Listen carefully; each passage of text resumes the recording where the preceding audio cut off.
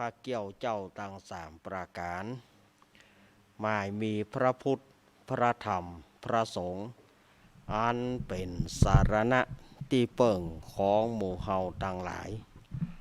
ขอกราบไหว้สาบุญญาปารมีธรรมท่านอาจารย์ท่านพระครูอภิวัฒนวิกรมรองเจ้าคณะอำเภอดอยหล่อผู้อำนวยการสถานีวิทยุมวลชนคลื่นสีขาวเพื่อชาวประชาเจ้าอาวาสวัดปากตางเจริญผู้ดำเนินรายการเสียงธรรมแสงอรุณและรายการอู้จ่าภาษาธรรมพร้อมไปด้วยท่านครูบาอาจารย์พระมหาเถระพระเถรานุเถระพระสังฆพระสงฆ์องค์เนนด้วยความเคารพอย่างสูงสุดยิ่งครับผมสวัสดีเจเจแล้วก็ขอแสดงความนับถือลุงนานป้อน้อยหนุ่มผาจ้อคนรูปหล่อเด้อเนอพร้อมกันนี้อาตมาภาพขอความผาสุขความเจริญในธรรมจงบังเกิดแก่คณะศรัทธาญาติโยมศรัทธาสาธุชนคนดีเฮาทุกท่านวันนี้รายการสารธรรมยามบ่ายยามแรงช่วงธรรมะเพื่อชุมชนปิกมาปะศรัทธาญาติโยม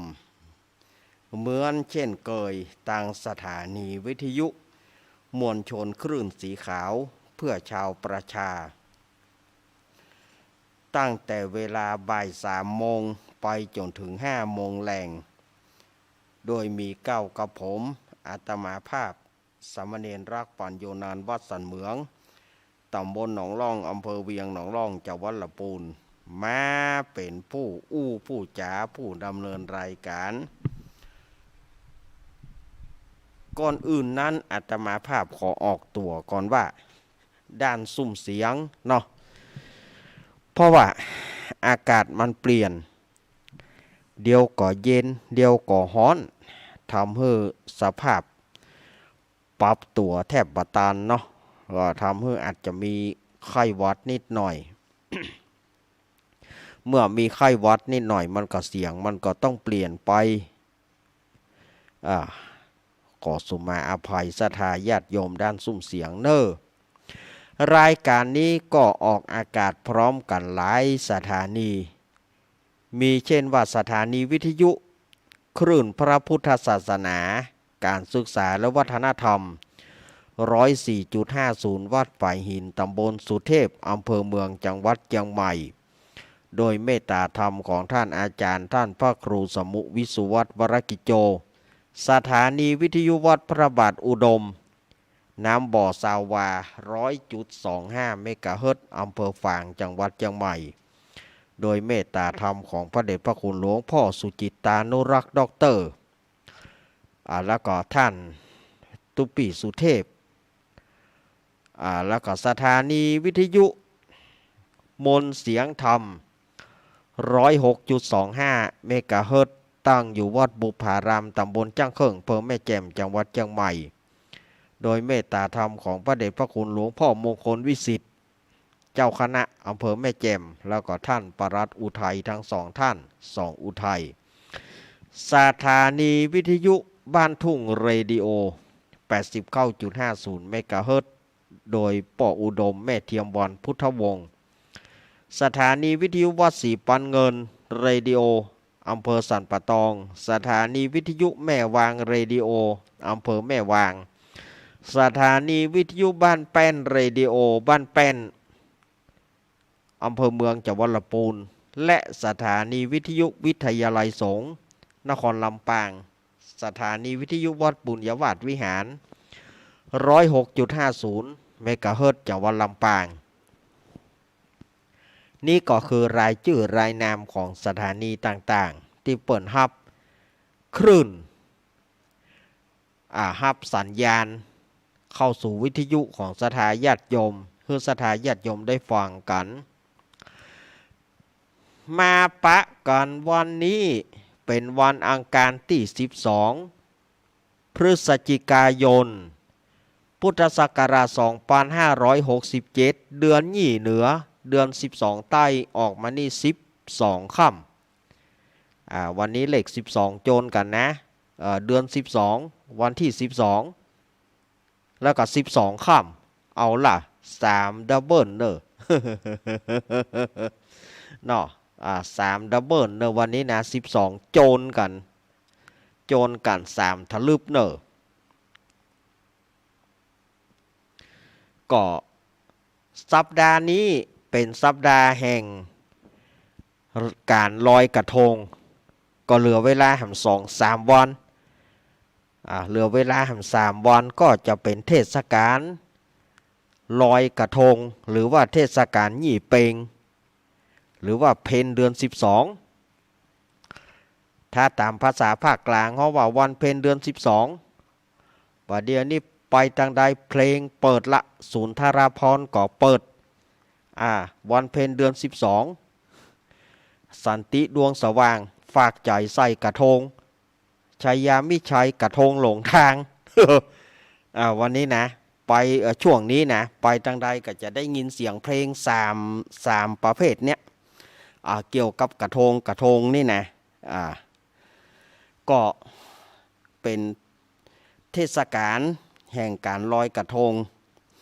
แต่กฐินยังบ่เสี่ยงเตื้อกฐินก็ข้างแห่ม3 วันวัดไหนยังบ่ได้ตอดเตื้อวัดไหนยังบ่ได้ตอดเตื้อก็เปิ้นก็ถ้ามีเจ้าภาพจองก็จองโวยเพราะว่าเปิ้นจะ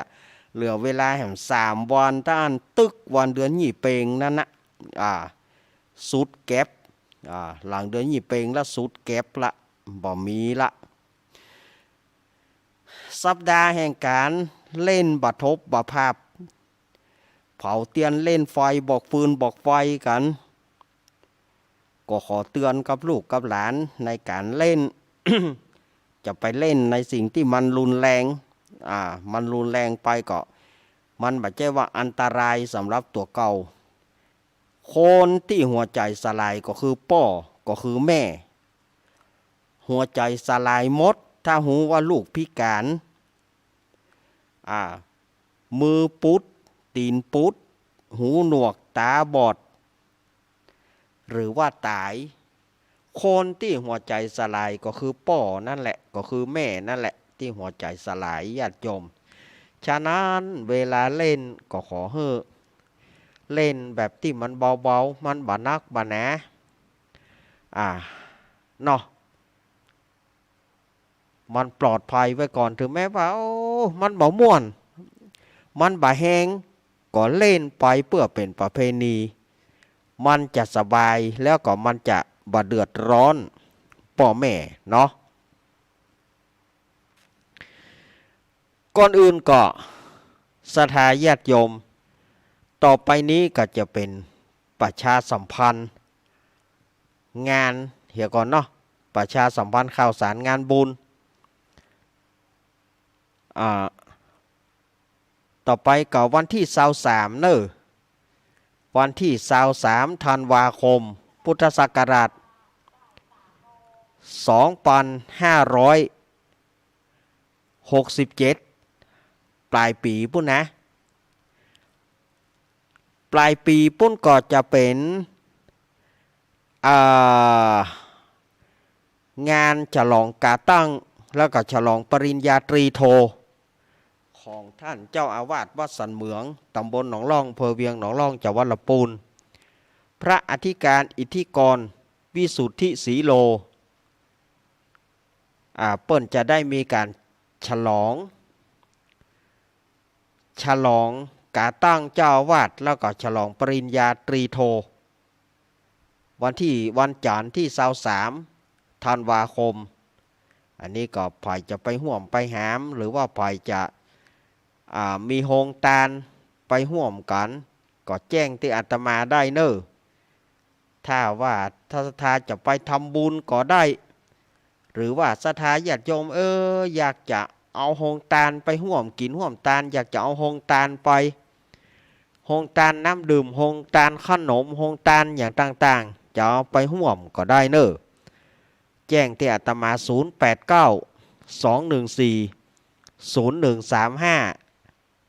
และ0837611775อันนี้ถ้าว่าฝ่ายอยากจะทำบุญไปทำบุญด้วยกันหรือว่าอยากจะเอาโฮงตาลไปห่วมก็เจิญเนอแล้วก็วันที่12 มกราคม 2568อันนี้ก็ต่างทีมงานธรรมะคลายเครียดก็จะได้นำผ้าป่าไปตอดที่วัดฝ่ายหินตำบลสุเทพอำเภอเมืองจังหวัดเชียงใหม่โดยการนำของโยมปี้พิสมัยสุริโยดรและทีมงานธรรมะคลายเครียดก็จะได้ทอดผ้าป่าที่วัดฝ่ายหินตำบลสุเทพอำเภอเมืองจังหวัดเชียงใหม่ผมลืมบอกครับอาจารย์วันนี้ขอบคุณงานติ๊บไอมากกว่านั้นตัวครับก็เดี๋ยวแล้วก็อันนี้ก็งานของคลื่นธรรมะคลายเครียดเนาะอันนี้นะงานจบไปแล้วก็วัดอาตมาแห่เมาะ วัดอาตมาก็30-31มีนาแล้วก็1 เมษาปล่อยหลวงและประเพณี30-31มีนานี่ก็จะเป็นงานฉลองเสนาสนะต่างๆแล้วก็วันที่1 เมษายนก็จะเป็นวันงานประเพณีส่งน้ำพระธาตุอันนี้ก็เชิญชวนคณะสัตยาไปห่วมกันเนอะอันนี้มันก็ยังก่อยอยู่เอาที่ใกล้ๆก่อนเนาะแล้วก็ท่านอาจารย์วรรณชัยชยานันโทฝากข่าวมาฝากขอบคุณมาศรัทธาญาติโยมที่เปิ่นได้ไปห่วมทำบุญทำทานกันได้ไปห่วมงานกฐินกันเปิ่นก็อนุโมทนาขอบคุณโดยเปิ่นฝากเจมางานนี้ขาดตกบกพร่องด้วยประการฉันใดได้ต้อนรับขับสู้ได้อู้พ่องบ่ได้อู้พ่องต้อนรับขับสู้ดีพ่องบ่ดีพ่องเปิ้นก็ขออภัยในครั้งนี้โดยเพราะว่าศรัทธาญาติโยมก็ปากันไปนักไปหลายเพื่อก็การต้อนรับขับสู้ก็อาจจะบ่สะดวกเนาะบ่ได้ตักอย่างก็คนโบราณเพิ่นว่าบ่ได้กำแขนบ่ได้แงนพอแน่ ขอบคุณพ่อหลวงดาเปิดขอบคุณพ่อหลวงดาปากทางเจริญโดยวะพ่อหลวงดาปันตักที่เพิ่นเอาเครื่องเสียงไว้ตัวว่าไปว่าแต่ก็ลืมบอกครับว่าจะบอกซ้ำนะครับลืมอันนี้ก็เปิ้นก็ฝากมาเนอะศรัทธาญาติโยมเปิ้นก็ฝากมาก็ขออนุโมทนาบุญกุศลมวลฝูงนี้เนอะอันนี้ก็เป็นงานฝากแล้วก็งานประชาสัมพันธ์มาเอาแล้ววันนี้อาตมาภาพจะได้นำเอาพระธรรมเทศนาปืนบ้านปืนเมืองช่วงนี้ก็เป็นช่วงของเทศมหาจารย์เวสสันดรชาดกวันนี้อาตมาก็จะได้น้อมนำพระธรรมเทศนามหาจารย์เวสสันดรชาดกกันที่3คือกันตานขันธ์หรือว่ากันตานขันธ์ประดับประดากถา209คาถาสำหรับเจ้าตาผู้ที่เกิดปีขานเปิ่งเสือเนอะผู้ที่เกิดปีขานเปิ่งเสือปู่จาทำกันนี้209คาถาอันนี้เจ้าภาพก็มีละเจ้าภาพที่เป็นเจ้าภาพการเทศปีเสือก็มากันพร้อมละหรือว่าท่านที่บ่ได้มาก็จะฟังทางวิทยุอนุโมทนาท่านที่ฟังทางวิทยุเปิ้นว่าขอฟังทางวิทยุเนอะอีแม่บ่สะดวกได้มา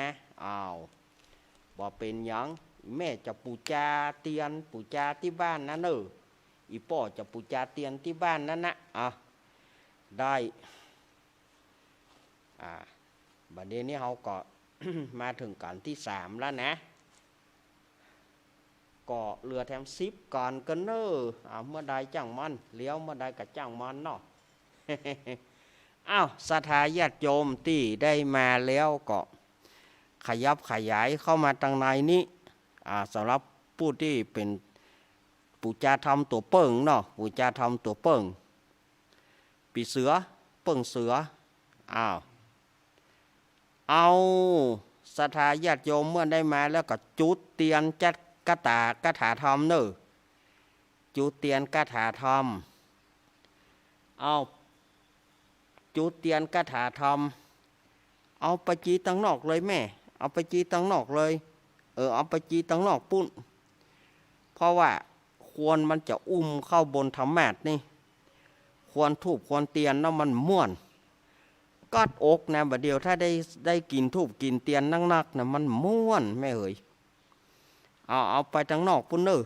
เอาไปจีนอกปุ้นจีนอกปุ้นกระถาไผ่ของไผ่ของมันเนอเตียนไผ่เตียนมันทูบไผ่ทูบมันทูบไผ่ทูบมันเนอทูบไผ่ทูบมัน209 ดอกพ่องก็จะเอาเป็นพางพติด209 ดอกพางพติดเนอพ่องก็เอาเป็นพางพติดพ่องก็เอาเป็นเตียนแซ่มาจิแล้วก็เข้ามาเลยเนอทำจะขึ้นแล้วนะเอาละต่อไปนี้บอกให้เป็นการเสียเวลาก็ทำจะขึ้นแล้วเนอ นะโมตัสสะภะคะวะโตอะระหะโตสัมมาสัมพุทธัสสะสาธะโวฟังราโสตุจานาสะปุริสะตังหลายมานั่งใหญ่มวลหมู่อันนามาเข้ามาสู่อารามจิเตียนตามทูบไตเพื่อน้อมไว้ฟังธรรมส่วนอันว่านางพุทธาดีได้ยินกรรมอันคนทั้งหลายเล่าไว้ว่าจักเป็นชันใดนั้นจ้านางก็ไปด้วยสีวิไก่คำอันกลางกั้งดีแล้วก็เข้าไปสู่ยังประตูห้องนอนยังสองพี่น้องยังพงเกียนจากันก็ได้ยิน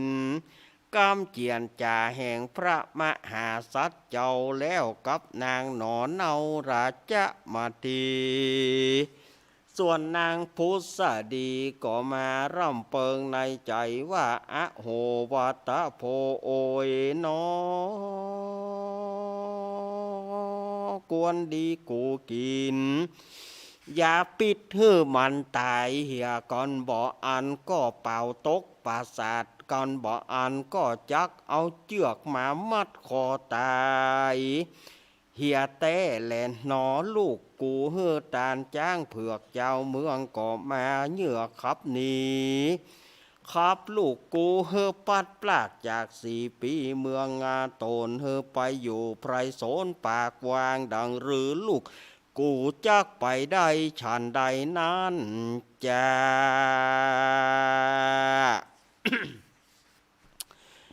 เอาละเนาะวันนี้ก็จะได้มาเล่าทำกันตานขันให้ศรัทธาญาติโยมได้ฟังกันความเดิมจากก่อนหิมพานต์ในวันนั้นเจ้าเมืองกะลิงกะลาดฝนบะตกฟ้าบ่ห้อง15 ปีก็เลยไปขอจ้างปัจจัยนาเคนจากพระเวสสันดรไปวันนั้นก็ฝนตกวันนั้นไปวันนั้นฝนตกวันนั้นหญ้ากาพักกาเขียวขึ้นมาเขียดตายตะปอบตะแป๊บกลางคะนาก็คืนมาแต่ว่าความโกลาหลนั้นมาเกิดที่เมืองเชตุดรเพราะว่าเจ้าเชตุดรบาเปิงใจที่พระเวสสันดรฮื้อตานจ้างก็ยังที่อาตมาว่าเขาเนี่ยบ่ถูกถ้าปากันนั่งจ้างไปสัก2 คนแล้วหมุนกับปากันจูงเปลี่ยนกันอย่างก็มันก็จะพอดีอยู่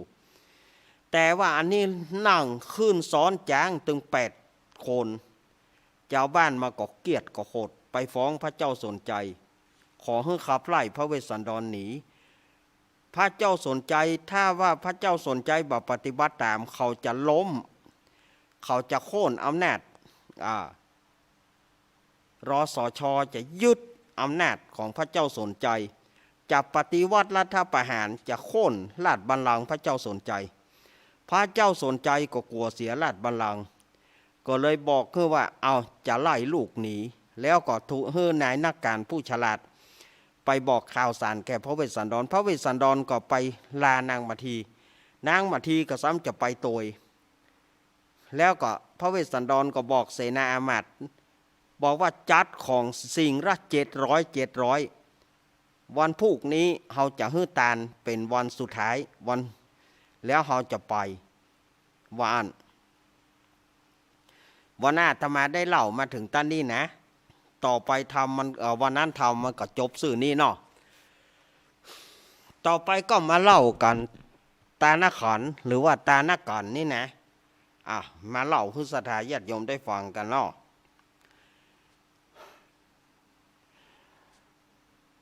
นางพุทธดีได้ยินกรรมที่คนต่างหลายเล่าไว้ว่าเปิ้นจะไล่พระเวสสันดรหนีนางมาทีนางพุทธดีก็ว่าโอ้ลูกกูไปทำผิดอะไรอย่างกรรมนี้จะแตะกับบะแตะก็เลยนั่งสีวิไกคำว่าสีวิไกนี่ก็คือรถม้ารถม้าสีวิไกก็คือรถกางกั้งอันดีแล้วไปด้วยรถ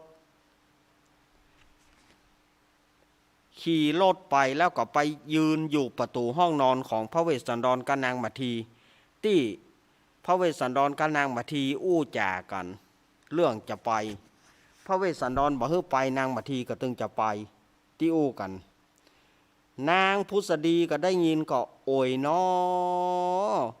กวนดีกูจะหวดยาเบื่ออย่าดีก้าการบ้านก็กระโดดปราสาทราชมนเทียน7 จันให้มันตายอย่าดีก้าการบ้านก็จะเอาเชือกมามัดคอมาแขวนคอตายให้มันแล้วจ่าเถิดดีก้าเจ้าเมืองนี้อย่างบ่มีศีลบ่มีธรรมลูกกูฮื้อตานแต่จ้างเผือกตัวนั้นเป็นจ้างปัจจัยนาเคนเป็นจ้างที่กู้บารมีของลูกเขาเมื่อลูกเขาฮื้อตานแล้วแย่อย่างเจ้าบ้านเจ้าเมืองบ่พอใจซ้ำว่าไปสนซอแก่เสด็จแก่ป่อพญาสนใจป่อพญาสนใจก็ซ้ำมาใจเบาเปิ้นว่าก็ไล่ลูกหนีโดยบ่มีสาเหตุบ่มีเหตุบ่มีผลมันเป็นไปได้อย่างไรนางพุทธดีก็นั่งยืนไปโดยพิจารณาตัวก็ให้ไปตัวให้แล้วก็เป็นลมให้แล้วก็เป็นลมไปยามนั้นหมู่ตังนางสนมกำนันตั้งหลายแทนที่จะหายาหอมยาอมยาดมยาหมองเอามาเพื่อนางพุทธดีก็กลับมาโก้นลงประตกันมดเหมือนไม้เต่าเหมือนไม้เต่าลงกันเป็นแปรฝ่ายจ่วยฝ่ายบ่ได้เมื่อนางพุทธดีคืนมาก็ให้ลูกกูอย่างใดฮะต่อไปลูกกูจะหนีไปอยู่ป่าไม้จะอย่างใดฮะลูกกูเคยนอนในที่นอนอันงามอันดีลูกกูจะไปนอนกลางฝุ่นกลางดินลูกกูเคยนุ่งเสื้อนุ่งผ้าอันงามบัดเดี๋ยวนี้จะไปนุ่งผ้าเปลือกไม้กองคา ลูกกูเคยเสวยข้าวน้ำโภชนะอาหารบัดเดี๋ยวนี้ลูกกูจะหนีไปเสวยลูกไม้หัวมันลูกกูเคยไปไหนรถม้าลากจรไปบัดเดี๋ยวนี้ลูกกูจะได้เตียวด้วยตีนเป่าเกิบก็บ่มีนางมาทีนางจะไปกินอย่างได้ลูกไม้หัวมันพิจารณาให้ไปกวนกูไปขอความหันใจจากพระเจ้าสนใจผู้เป็นผัวเตอะว่านแล้วนางมาทีนางพุทธดีก็เข้าไปสู่สำนักพระเจ้าสนใจว่าข้าแต่มหาราชเจ้า อ่านว่ามหาราชเจ้าเนี่ยอย่างได้ครับลูกเขาหนีลูกเขาหาความผิดอันหยังแถมน้อยนี่นะมหาราชเจ้าจะเป็นสาทานแก่คนตั้งหลายเขาบ่เปิงใจก็จะมาว่าฮื้อมหาราชเจ้าอันเนี้ย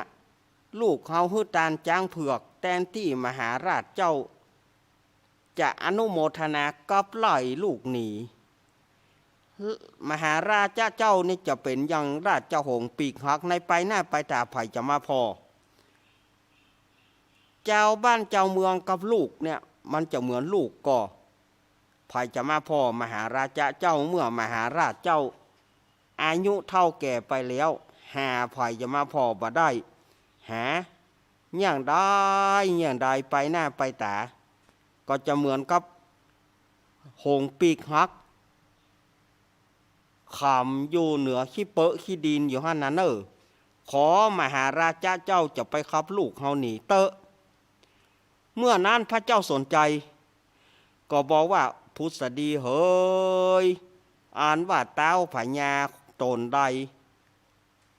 ทำบ่ทำตามใจคนตั้งหลายคนตั้งหลายก็จะเดือดร้อนอันการที่จะให้ลูกเต้าเฮาหนีเนี่ยบาใจว่าเป็นด้วยใจแห่งเฮาผู้เป็นป้อเฮาฮักลูกสุดชีวิตแต่ว่าคนตั้งหลายเปิ้นบ่ให้ลูกเฮาอยู่ถ้าขืนว่าเฮาบ่ทำตามเขาก็จะโค่นอำนาจราชบัลลังก์ของเฮาเขาก็จะปฏิวัติรัฐประหารเฮาหรือบ้านเขาจะฆ่าลูกเฮาควรให้ลูกเฮาไปอยู่ป่าอยู่แพะสักวางสักข่าวก่อนเตอะพุทธดีเฮ้ยเมื่อนั้นนางพุทธดีก็ขอแถมว่ามหาราชเจ้าลูกเต้าเฮามีพิษอันใดมหาราชเจ้าก็ย่อมบ่พิจารณาพอ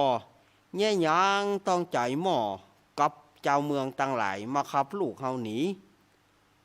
พระเจ้าสนใจก็บอกว่าพุทธดีเฮ้ยเฮาแก้ไขอย่างบ่ได้เพราะเขาจะฆ่าลูกเฮา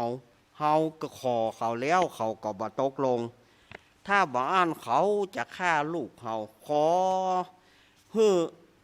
ลูกเฮาไปอยู่สักวางสักข่าวก่อนแล้วถ้าว่าเสร็จเมื่อใดเรื่องมันซาเมื่อใดเฮาจะไปฮับลูกฮับเต้าเฮามาอยู่เมื่อนั้นนางพุทธดีก็ให้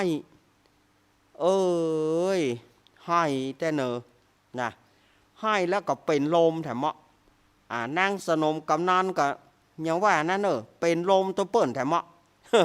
เนี่ยนายว่าขี้ข้าพลอยสถาญาติโยมเนาะคำโบราณว่านายว่าก็ขี้ข้าพลอยเป็นลมก็เป็นลมเท่ากันทั้งหมู่แล้วก็นางพุทธดีก็ให้ในวันมาถึงวันลุนผูกมะเจ้าส่วนว่าพญาเวสสันดรก็แอบองค์สลงเกตเก้าเนี่ยญาติโยมอันนี้เป็นกรรมธรรมนะคำว่า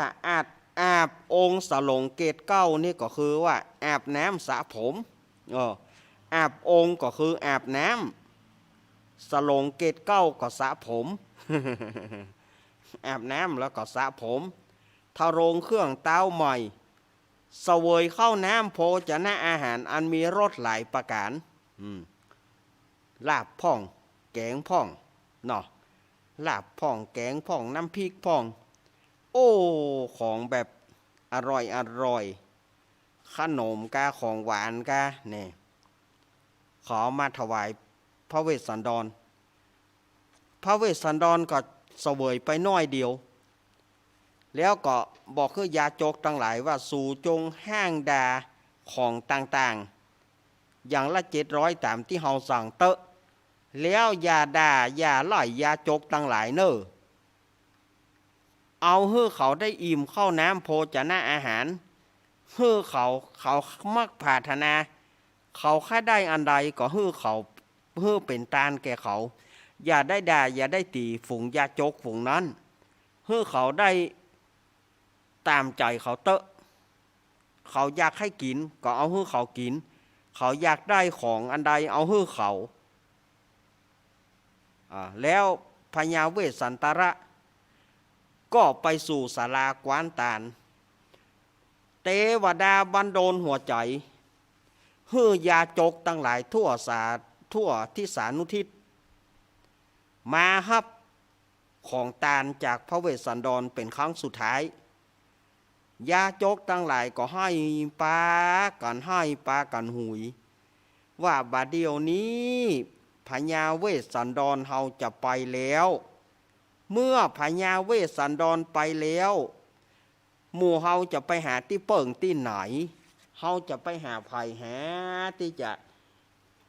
ต่อไปนี้จะไปได้เข้าของจากที่ไหนยาจกตั้งหลายก็ปากันให้พระเวสสันดรก็บอกว่าอัตหิอัตโนนาโถเตะพี่น้องตั้งหลายเฮ้ย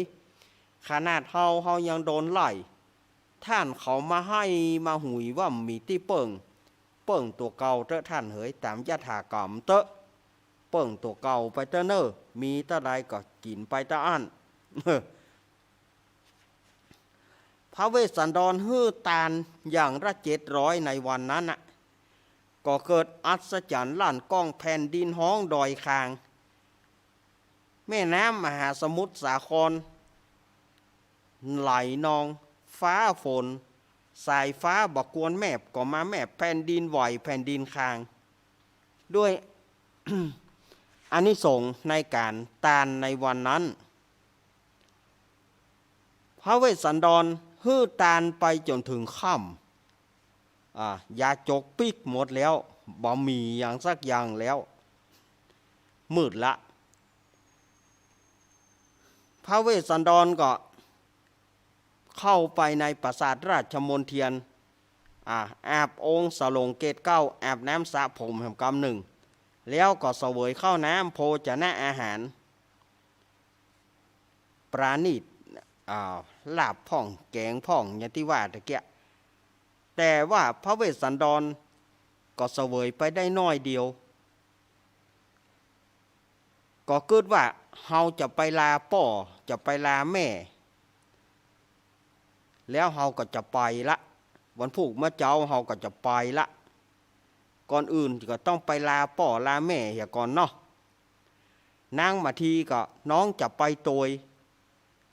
เสด็จปี่ไปน้องก็ต้องไปพระเวสสันดรก็บอกว่าหยัง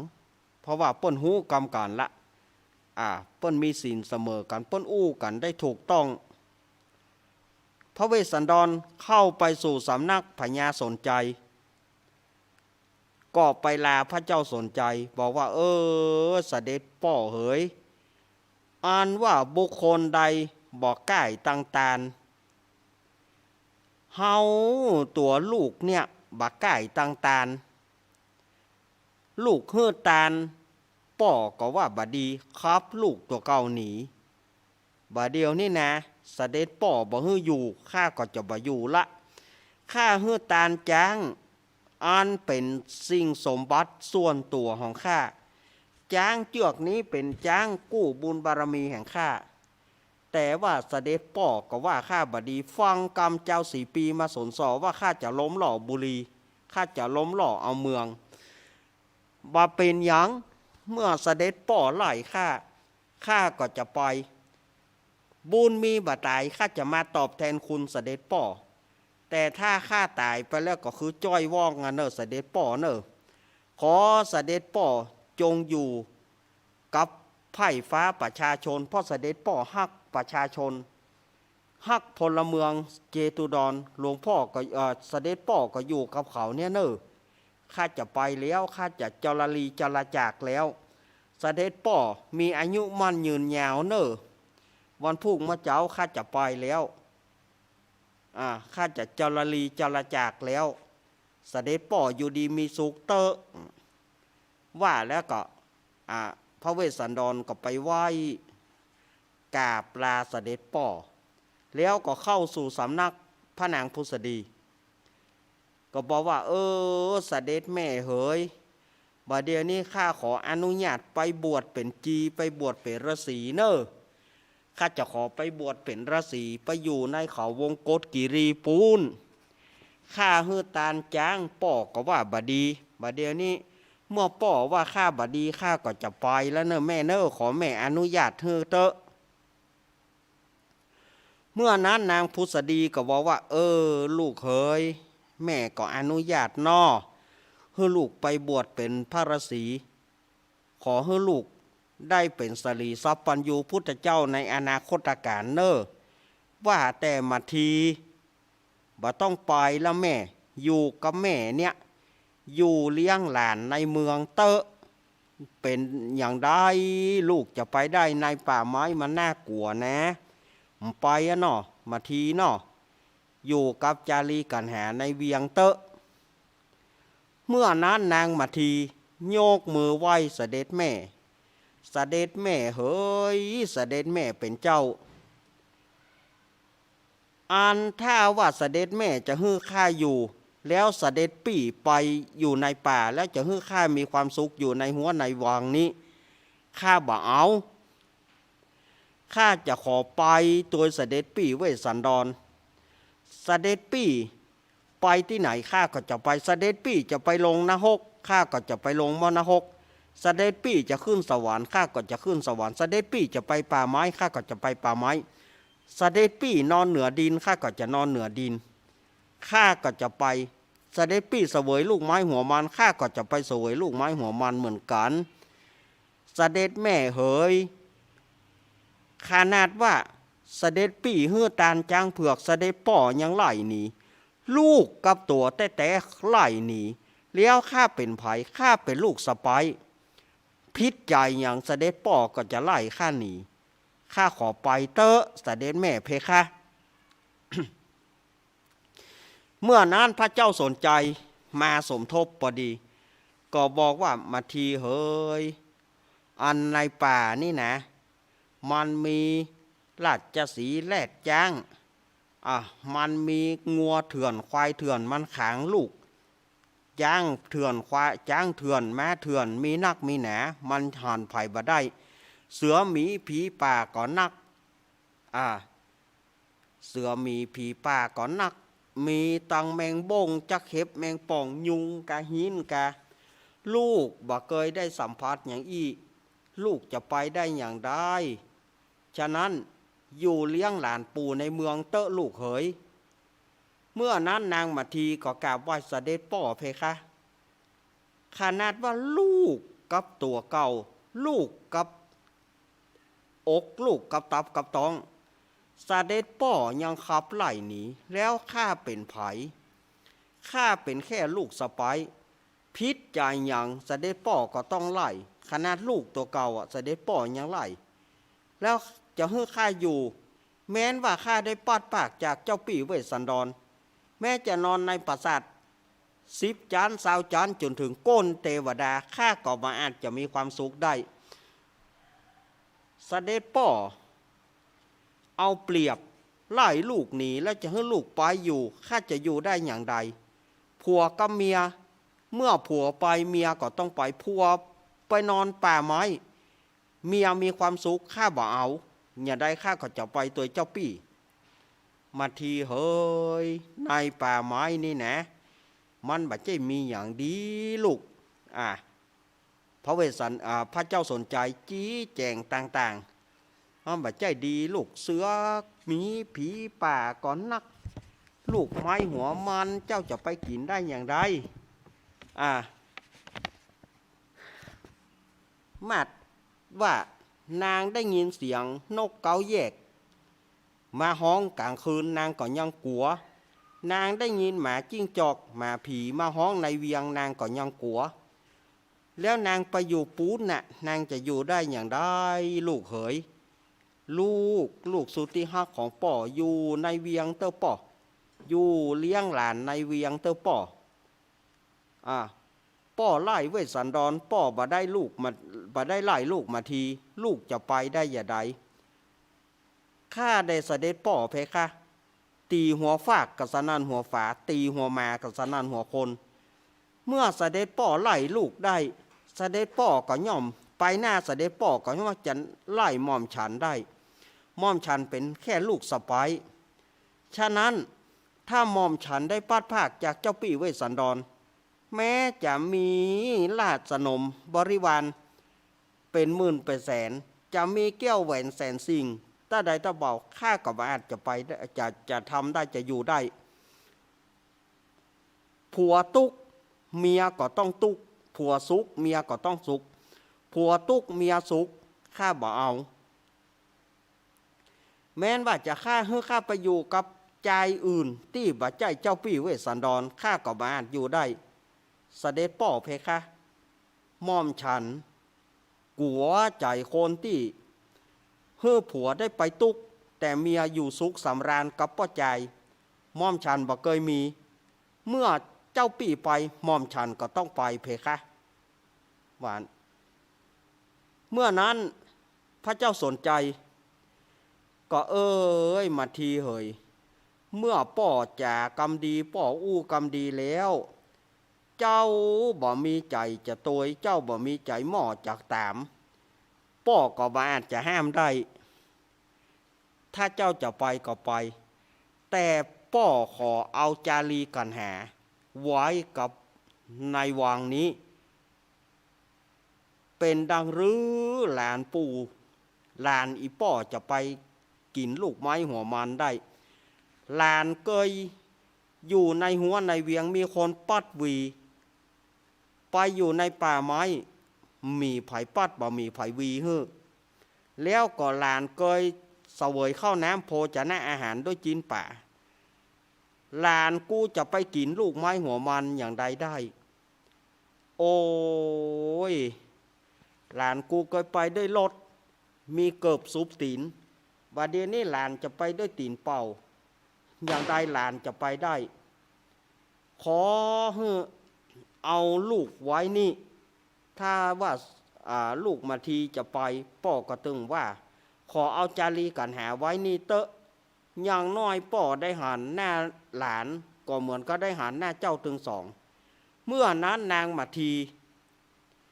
ก็กล่าวว่าข้าแด่เสด็จป่อเพคะอ่านว่าลูกข้าหักเหมือนชีวิตบ่อาจปิดไปได้บ่อาจจะละได้ข้าจะเอาไปตัวโอ้ยแล้วหลานปู่จะอยู่อย่างใดนี่ป่อตุกแม่ตุกลูกก็ต้องตุกป่อสุกแม่สุกลูกก็ต้องสุกเป็นจะได้หม่อมฉันจะเอาลูกไปเพคะนายคืนนั้นพระเจ้าสนใจพระนางพุษดีพระเวสสันดรนางมาทีอู้กันจนบ่ได้รับเลยโต้รุ่งบ่ได้รับพอถึงยามบ่แจ้งดีเตื้อนางมาทีก็ฟังอุ้มเอาเจ้าจารีน้องกันหาไปใส่รถไว้เพื่อท่าพระเวสสันดรก็ขึ้นขี่รถลาก่อนเนออีป่ออีแม่ตั้งหลายผู้ฆ่าตั้งหลายมีกรรมมีเวรฆ่าตั้งหลายจะไปก่อนเนอบางคนที่สวามิภักดิ์บางคนจงฮักภักดีแก่พระเวสสันดรก็ให้ขอพระองค์ไปดีเนอพระเจ้าข้าขอพระองค์ไปดีเนอเพคะมู่ที่บ่ฮักพระเวสสันดรไปเสียได้ก็ดีเอากองมาตีมงเอากองมาตีมงไงเนาะอันที่คนที่บ่ฮักนะคนที่ฮักก็ปากันให้สู่จะให้อย่างเสียได้น้ำตานี่หรอคนที่มันจังพระเวสสันดรนั่นนะไปได้ก็ดีคนอย่างอีหรอปากันบางคนก็ว่าดีบางคนก็ว่าให้ยามนั้นยาโจกคนขอก็ปากันมาแถมพระนางพุษดีก็ฮื้อคนตั้งหลายเอาเกี้ยวแหวนเงินทองแหวนต่างๆแหวนเพชรแหวนพลอยอย่างต่างๆขอทุมาในประดังเลินเล่นบทบขอทุมาดังที่ยุบเป็นตรงไหนญาติโยมอาจจะได้ยินเสียงป่งปังเนาะอันนี้ก็อย่างว่านะมันเป็นเทศกาลบัทบบัภาพเนนเขาเล่นบัทบก็อาจจะ เข้าวิทยุสถานญาติโยมถือว่าเป็นบรรยากาศนี่เพลงนะเนาะนายก็นายละนายก็เดือนนี่เพลงละปล่อยเขาเต็มที่เขาเสี่ยงสตางค์เขาก็ยั้งเขาเสี่ยงสตางค์เขาก็ยั้งสถานญาติโยมว่าเสี่ยงสตางค์ก็หมดเขาไปห้ามเขานะห้ามเขาก็แรงว่าก็แรงหายนะมันต้องห้ามหมดสตางค์แล้วมันต้องหมดถ่าขนมบกินละยำบกินละเอาปล่อยเขาเต็มที่เถอะเดือนนี่เพลงเนาะอันนี้ก็พระเวสสันดรก็เอาหื้อตาลแก่คนต่างหลายไล่ต่างไป700 เล่มเกวียนนะ700 ลำล้อนะที่ว่าเป็นเกี้ยวแหวนเงินทองต่างๆนางมาทีหื้อเอาไปหื้อพระเวสสันตระโปรยตาลพระเวสสันตระโปรยตาลเหมือนที่เฮาน่ากันเนาะเหมือนที่เปิ้นปุ๋ยบะนาวเปิ้นปุ๋ยบะนาวก็โปรยตาลเขาก็ได้กันไปยาจกตั้งหลายก็ปากันให้พระเวสสันดรก็ลาก่อนเนอหมู่เฮามีกรรมหมู่เฮาจะไปเสวยทุกขเวทนาก่อนจะไปบวชไปพระฤาษีก่อนเนลาก่อนเนอพ่อแม่พี่น้องเหยบุญมีบาตายก้อยปะกันใหม่วะยาโจกตั้งหลายก็ข้าเขาจะไปเปิ้งภัยข้าเขาจะไปเปิ้งภัยอัตหิอัตโนนาโถตนแลเป็นที่พึ่งแห่งตนเปิ้งตัวเก่าไปเตอะพ่อแม่พี่น้องเหยวะยามนั้น พญาเวสสันดรก็ขับรถ ขับรถออกไปแผ่นดินก็ไหววันสตานลั่นแผ่นดินห้องดอยคางขึ้นแถวครั้งหนึ่ง พระเวสสันดรก็ขับรถไปเมื่อขับรถไปก็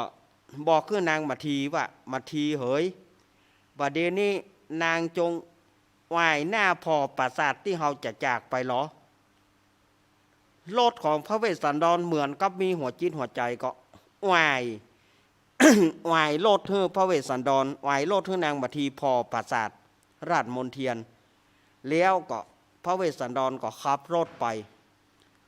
ขับรถไปสองทาราบข้างหนต่างคนต่างหลายก็ป้ากันให้ข้ามควรทุกขเวทนามหาสัตว์เจ้าพระองค์จะไปแล้วตนบุญเฮาจะไปแล้วตนบุญเฮาจะไปแล้วเปิ่งตัวเก่าเตเนอสมาคมตนพึ่งตน สมาคมตนพึ่งตนเปิ่งตัวเก่าไปเตออีแม่เหยว่านแล้วก็พระเวสสันดรก็ไปเมื่อไปถึงกลางตางก็บอกให้นางมาทีว่าถ้ายาจกคนใดมาก็เปิ้นมาขออย่างก็บอกคือปีเนอพระเวสสันดรขับรถไปเรื่อยๆเมื่อขับรถไปเรื่อยๆก็นางมาทีหันพราหมณ์4 คนเข้ามาก็บอกว่าเจ้าปี้ยาจกมา พระเวสสันดรก็จอดรถยามนั้นยาจก4 คนก็มาพระเวสสันดรจอดก่อนพระเวสสันดรจอดคำเดียวว่ามีอย่างกาข้าเกือบบตอนละข้าขอม้า4 ตัวไหมวะ ขอม้า4 ตัวพระเวสสันดรก็เอาม้าฮื้อเมื่อเอาม้าฮื้อหัวรถก็ยังบ่ลงดินเตื้อยามนั้นก็มีเตวบุตร4 ตนมาเนรมิตเป็นละมั่ง4 ตัวเอาหัวมาซูมแอกลากไปพระเวสสันดรก็บอกว่านางมาทีอันว่าละมั่งนี่เหมือนกำลังเหมือนแม้แต่ลากรถเข้าไปยามนั้นก็มีพราหมณ์มียาจกแถมคนหนึ่งโล่นมาแถมกำหนึ่งแต่ว่าจะโล่นอย่างใดนั้นเวลาช่วงแรกหมดไปก่อน เวลาช่วงแรกอาตมาหมดไปก่อนกำเดียวอาตมาจะพักสักครู่หนึ่งอาตมาจะพักสักครู่หนึ่งกำเดียวทำก็ยังบ่จบดีเตื้อข้างแหมน้อยเดียวขั้นจะเอามันจบก็มันจะกินเวลาเพราะเวลาหมดกำเดียวก็อาตมาภาพจะพักกำเดียวกำเดียวก้อยมา ปะกันแถมรอบที่สองเนาะรอบที่สองอันนี้ก็จะได้เตะถึงมันจบไปอย่างกันตาหน้าขอนเนาะสถานโยมใจเย็นๆเนอะจะไปฟังหมุนขึ้นหนีไปไหนเดี๋ยวอาตมาพักยกกำเดียวขอเจริญพร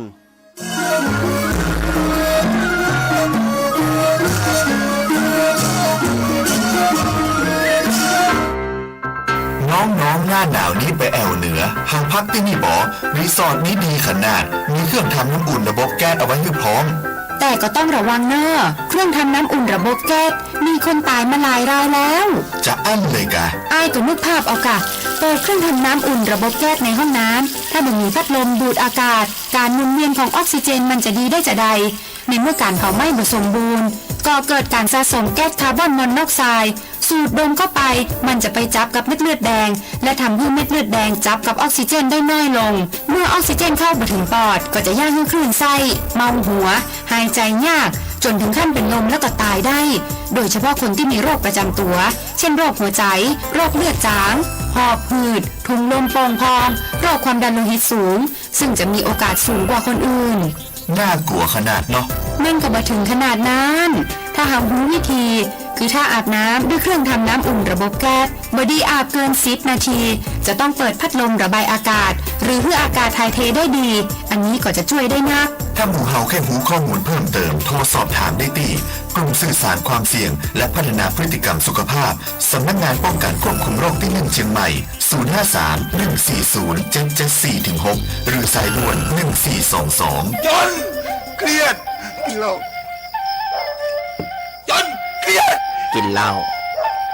จนเครียดกินเหล้าจนเครียดกินเหล้าจนเครียด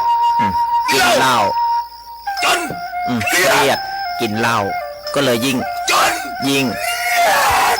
ก็เลิกสิเหล้าอ่ะเลิกเหล้าเลิกจนเริ่มต้นเข้าพรรษานี้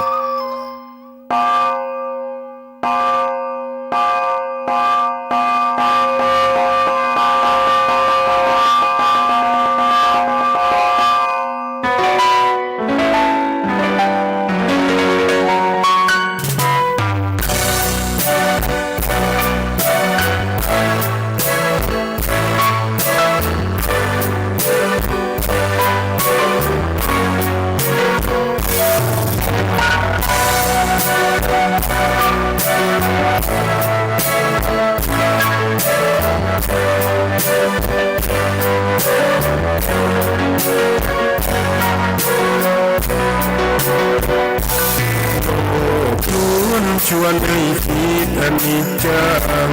ทุกสิ่งให้ยั่งยืนจีรัง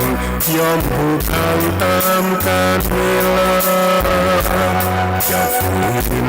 ให้ยั่งยืนจนสิ้นโลกาอย่าได้หวังดังปรารถนาองค์พระพุทธาท่านตรัสสอนไว้เกิดแล้วคงไม่แคล้วต้องชราแก่คราวแก่สมปัญญาทั่วภารามีโทมไปเจ็บทุกข์ย่อมเป็นผลมีผลใครสัตว์โลกล้วนรู้แน่แก่ใจเกิดแก่เจ็บตายหลีกไปไม่พ้นใครหลงคิดหลงจิตอัตตาว่าใจแจ้งตะพนแม้นใครตรงได้คงสุขล้นชีวิตมีมงคลเกิดมาเป็นคนสมบูรณ์หายเพียงร่างกายไว้ชีวาแต่กุศลผลกรรมธรรมายอมแปลงค่ากลายเป็นทุนส่งผลให้ทุกคนเวียนวนไม่สูญสุขและทุกข์เป็นไปตามทุนที่พวกคุณได้ก่อทำ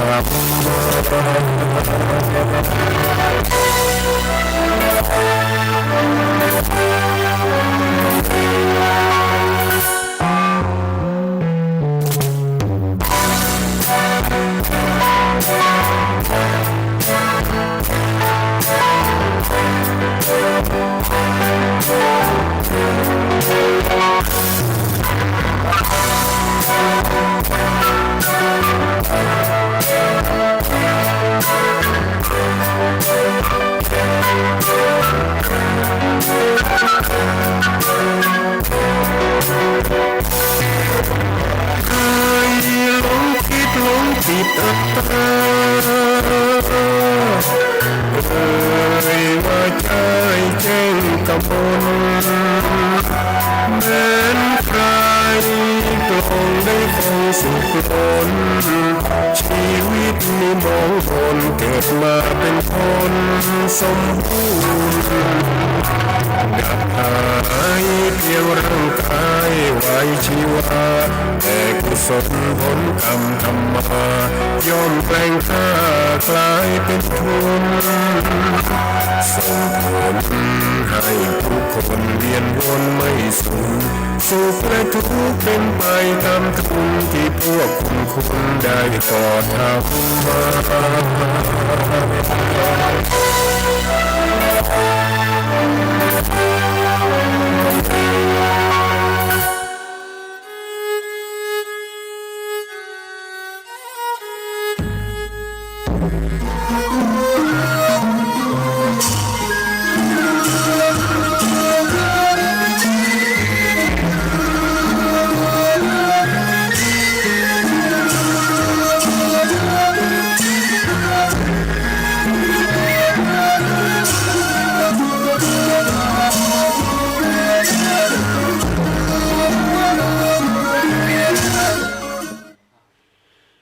เอาละ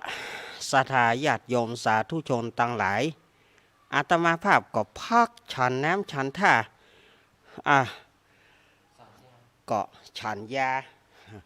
เป็นยานี่มันถึงขาดว่าได้สถาญาติโยมเปิ้นเขาว่ายารดน้ำตาลขนาดว่าวันนั้นมี100 ป่ายหมอเนาะว่าสูงไปอยู่ใครสูงไปหน่อยก้าวะเฮ้ยของวันแล้ว200 ป่ายหมอยับเติมน้ำเกลือรอบนี้อาตมาว่าโดนแถมละ โดนแถมละแต่ว่าวันนั้นก็บอกว่ามันเหลือ100 ป่ายแต่ก็สูงอยู่144หมอว่าเอาสูงไปอยู่ท่านก็เนี่ยยายมันหมอเฮ้ยอาตมาก็โจรปัญญาแล้วมันมดปัญญาไอ้นอละมดปัญญาไอ้นอละไอ้นอจะเอาปัญญาไหนมาแถมหมออาตมาก็บอกหูเรื่องหูราวละเนาะมันขึ้นมันลงเฮาก็ว่าบ่ได้เนาะสดาญาติโยมมันเรื่องอย่างอีโรคภัยไข้เจ็บนี่นะก็กินยาประทังไปเรื่อยๆกินยาประทังไปกินยาประทังไปตายกันยังก็ก้อยว่าก่อน เนาะสดาญาติโยมถ้าบุญมันมีมันก็บุญมันมีมันก็จะยังแควนมานั่นนะอาตมาก็กินยาไปประคับประคองยาก่อนแถมยาก่อนอาหารหื้อยาหลังอาหารหื้อ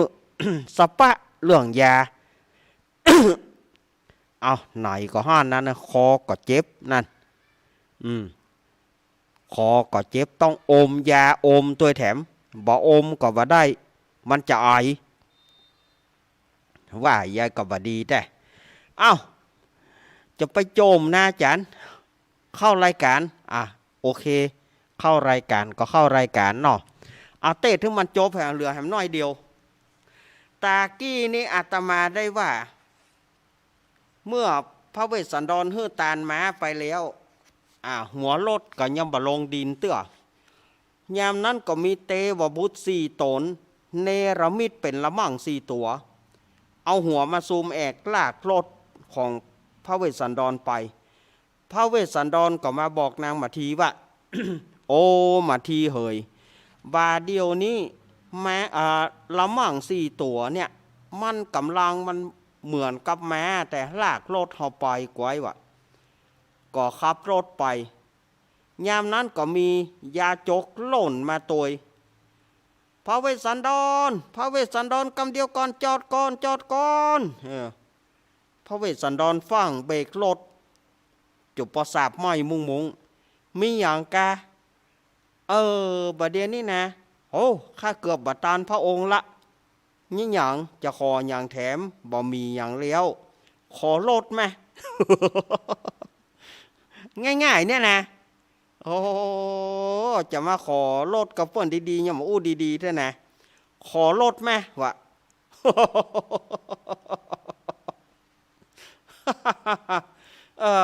อู้เปิ้นดีๆก็ได้กันเนาะขอเปิ้นงามๆเปิ้นก็ไทยฮื้ออยู่ก็หาขอรถไหมวะพระเวสสันดรก็บอกว่าก็ได้นะกะก็เลยฮื้อนางมาทีกับลูกทั้งสองลงจากรถแล้วก็ฮื้อตาลไปยาโจกคนนั้นได้รถไปจะขอบคุณก็บอกขอบคุณนะได้รถไปกับสตาร์ทรถเปิ้นเพี้ยวเปิดแถแชฟอ่ะโอ้อันก็มีกำนั่นกับพระเวสสันดรก็บอกว่ามาทีเหยบัดเดี๋ยวนี้ม้าก็มีละรถก็มีละ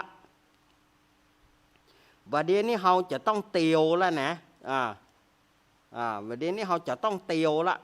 มอเตอร์ขาละมอเตอร์ไซค์ก็มีละเดี๋ยวนี้ต้องมอเตอร์ขาแล้วเนอะมอเตอร์ขาเนี่ยได้เจ้าปีก็ขาตึงสองเนี่ยกะเตียวอ่ะ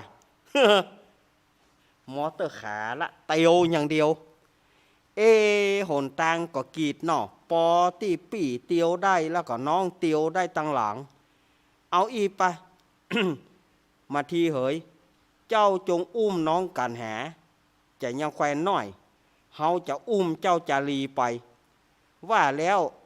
พระเวสสันดรอุ้มเจ้าจารีนางมาทีอุ้มน้องกันหากอดจารีจาราจักเข้าป่าไม้หิมพานต์มาถึงตอนนี้สถาญาติโยมทำมันก็จบพอดี ทำมันก็มาจบสื่อนี่พอดีกันตานะขันเนาะทำมันจบเห็นแล้วอาตมาก็จะพักหยางแล้วเนอะทำมันจบแล้วนะสำหรับเจ้าตาผู้ที่เกิดปีเสือปีขานเนาะเปิ่งเสือปีขาน209คาถาเนอะอนุโมทนาสถาญาติโยมที่เป็นเจ้าภาพเนอะทำมันจบแล้วเนอะนิติตังขีญาสังวรนาวิเศษจาห้องเหตุตานครการท่วน3อันประดับประดาคาถา209ภากาถาทำผูกนี้นะเป็นเจ้าดาผู้ที่เกิดปีขานเปิ้งเสือก็บังคมสมเรศเดชสาธุสาธุสาธุเอาละเอาละมาถึงทำมันจบแล้วเจ้าภาพเอาก่อนมา เจ้าภาพเอาก่อนเข้ามาโอ้เจ้าภาพเอาก่อนเข้ามาเน้อเจ้าภาพก่อนตานาขอนวันอังคารหน้าก็จะเป็นวันนับประเวทสำหรับผู้ที่เกิดปีเถาะเปิ่งกระต่าย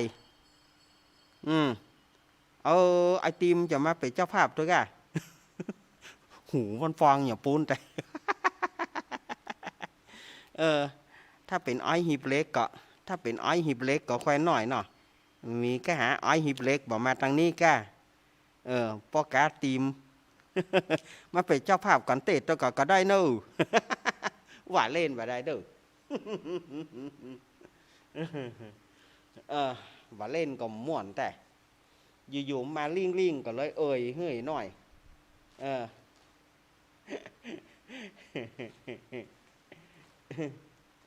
อ้าวเจ้าภาพก่อนเตดเจ้าภาพก่อนตานะก่อนมาอึบโอ้ลูกไม้หัวมันเพียบแต่ลูกไม้หัวมันเทียบแต่อ้าว มา หูตี้มากันเตดปู่จากันเตดมาอึบมาแต่มาจะปอนเนอสถาญาติโยมเกียมน้ำหยาดเนอสำหรับผู้ที่เกิดปีเสือปีขานเปิ่งเสือเนาะปีขานเปิ่งเสือ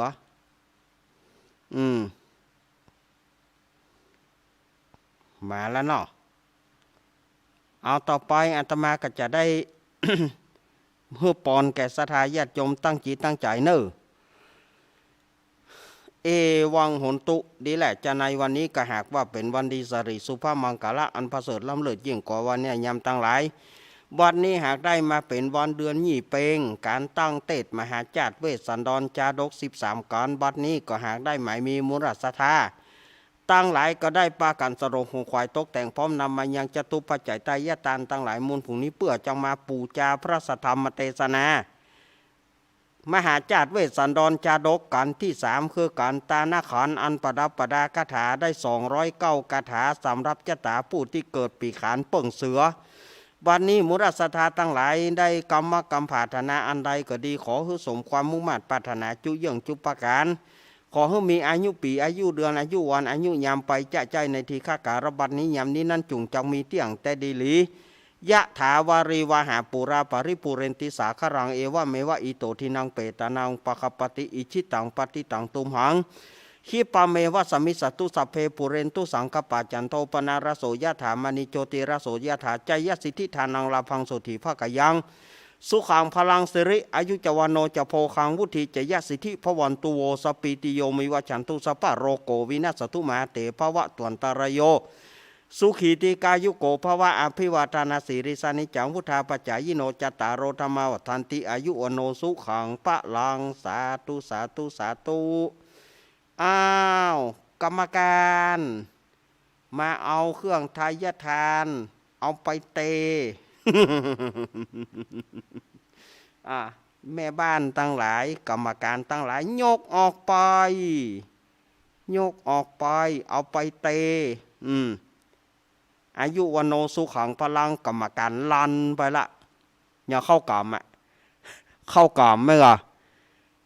สังเกตเตอเข้าลูกขมูลกรรมเข้าโสสานกรรมอายุวันโนสุขังพลังตุเจ้าป่านปอนย่ำตานแล้วกรรมการลันลุบปะเข้าหลังตูปะ เข้าหลังตูปะ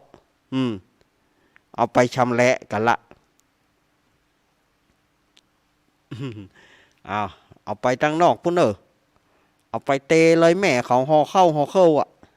เป็นห่อเข้าขนมนมเนยเอาไปเตนอกพุ่นเอาไป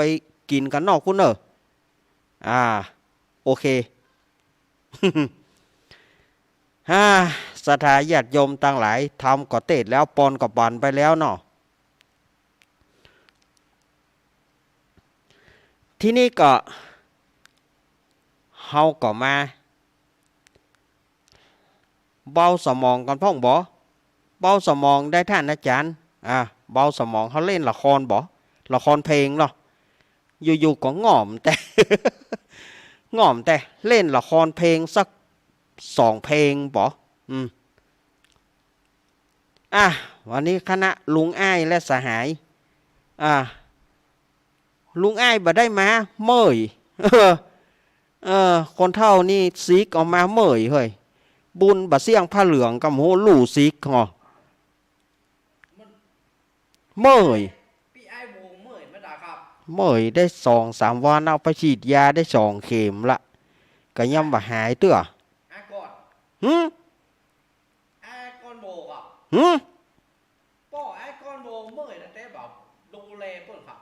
ก็ดูนะถามก็ว่าคิงปอยเตอร์อีป้อมเป็นยังฮิโลคิงไปเล่นละครเตอร์ได้ป้ออีป้อหมอกนอนนะบ่เฮ้ยมันหนาวอีหรอแมลงนี่เดี๋ยวมาค่ำนี่นะเรียบร้อยแล้วก็จะฝั่งปีกบ้านนี่จะเปิดไปแหมกำเอาไปฉีดแหมเข็มมาต้องฉีดแหมเข็มคือสร้างต้นฉีด2 เข็มไปเลยครับว่าฉีดไปแล้วนะเข็มแรกนะแต่ว่าเอาไปแหมเข็มวันนี้ถามก็ยังว่าบ่เป่งเตื้อได้เอาไปแหมกำเอาไป2 เข็มไปเลยนับมันจะได้หายบ่มันจะชอกนะกับคนเฒ่าสถานที่ตายก็บ่เฮ้ย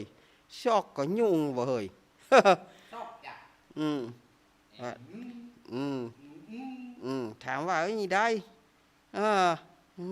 น่ากับเพราะว่าแบบซีกเตื้อลู่ซีกลู่วุ้นผ้าเหลืองมันเสี่ยงกับหัวนี่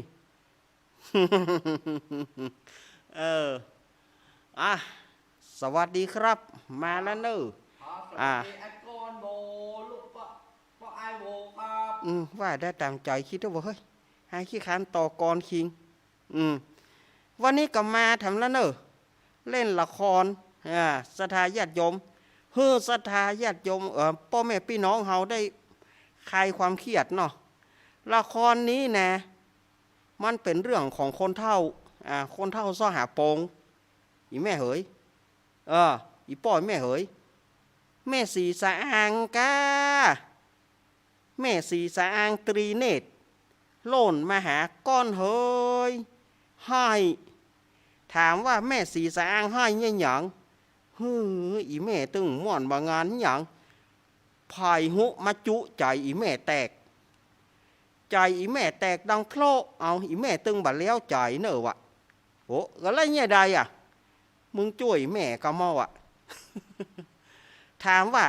แม่สีสะอางจะช่วยอย่างใดเอาอีแม่ไปฮ้องเพลงกำหัวเอาล่ะ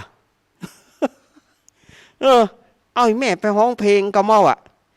อีแม่ถ้าอีแม่บัดได้ฮ้องเพลงแม่จะตายละอกแม่จะแตกตายละเขามาจุใจอีแม่แตกใจอีแม่ตึงบะเหลือเนี่ยมันมาจุใจอีแม่แตกดังโพลเอามึงว่าขอให้มึงขออีแม่ฮ้องเพลงอย่ากำเราโห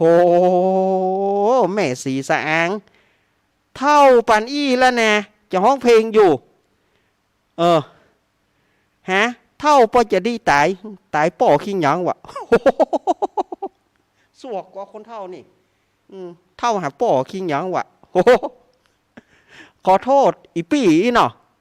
ปี่สีสะอางอีเนาะห้าห้องปี่นี่ยิ้มแล้วบอกถ้าห้องแม่นี่มันได้อีเท่าว่ามันได้อีเท่าป่อขี้หยังอี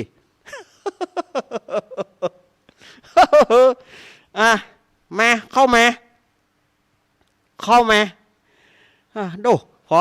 อันนี้ขนาดนี้ย่ำเท่าด้วยนะโอ้เปิ้ลไปสาวอยู่เนอะอีเนาะ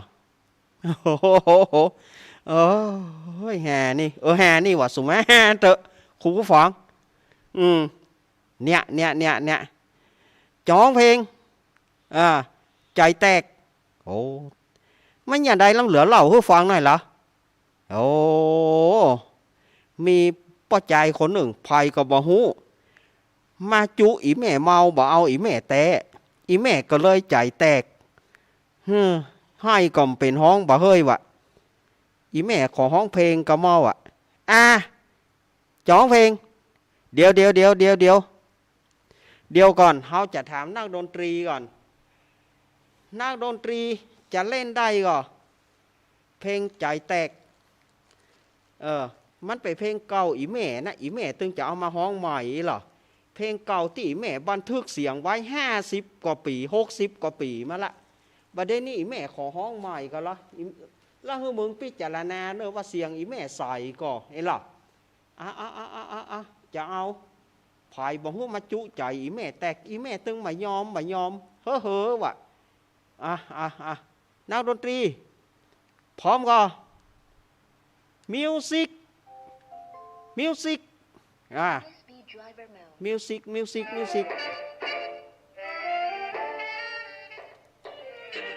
วมิวสิก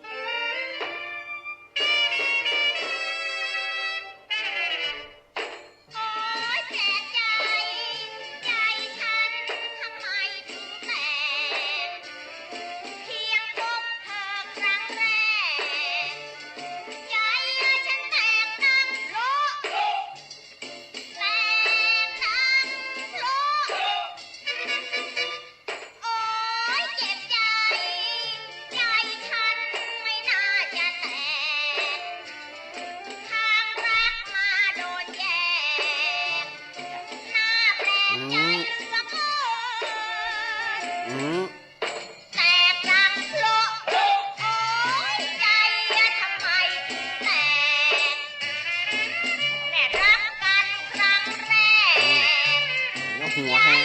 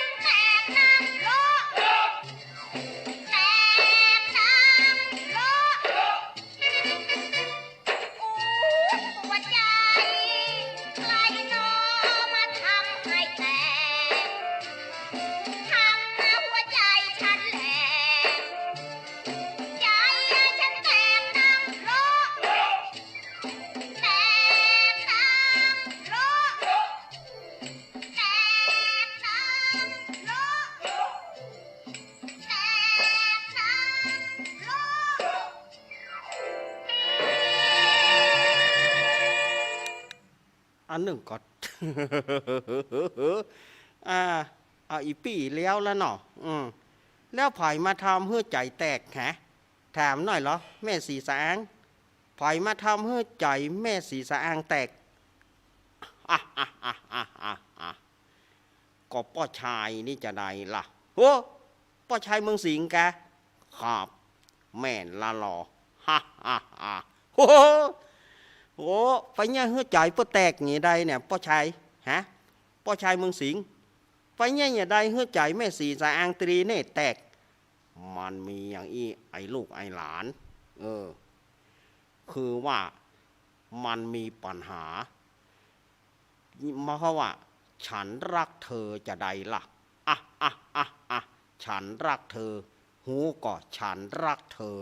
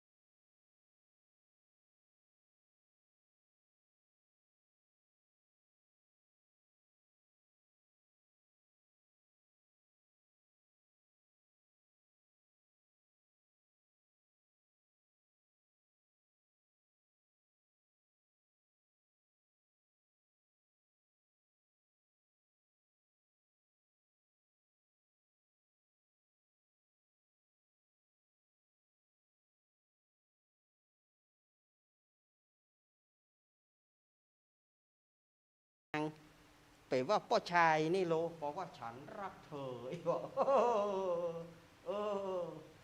มันได้อย่างอี้กันเนาะก็ขอบคุณเนอะถึงแม่สีสางถึงป้อชายเนาะป้อชายกับว่าเพราะว่าฮักว่ะแม่สีสางกับว่าปูห่าปันตายจุกูใจแตกว่ะแตกบ่แตกธรรมดานะแตกดังโครในจำนวนนั้นก็มีครูป้อครูพยงมุกดาเนาะก็เป็นลูกคู่นะเพราะป้อครูพยงมุกดาโอ้บัดเดียวนี่ถ้าอยาก90ปลายเกือบ100แล้วก้าป้อครูพยงมุกดาเนาะ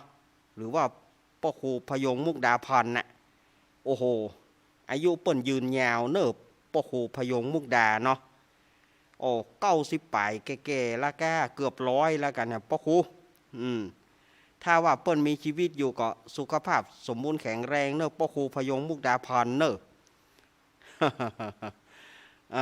นะเล่นกันไปสถาญาติโยมจะไปถือไปตือกันเนาะเล่นก่อนเอาม่วนบ่ได้มันบ่เล่นมันก็บ่ม่วนบ่มีขวนก็บ่มีที่ไว้ครัว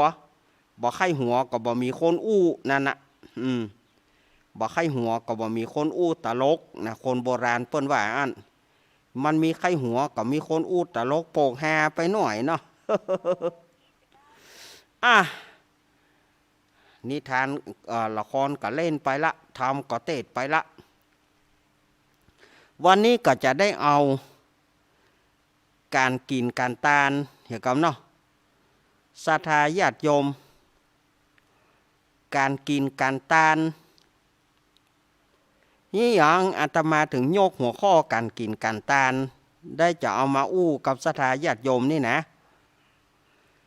ก็บางคนในการกินการทานบางคนนี่เข้าใจว่าบางคนนี่การเอาไปถวายทานแล้ว พอทานแล้วพอตู้เจ้าป่อนปอนแล้วไปแบ่งไปแยกเอามาบางคนเป็นแม่พระแม่เนนเนาะอาตมาบ่ได้ว่าเฮ้ยไผนะอาตมาว่าโดยรวมโดยรวม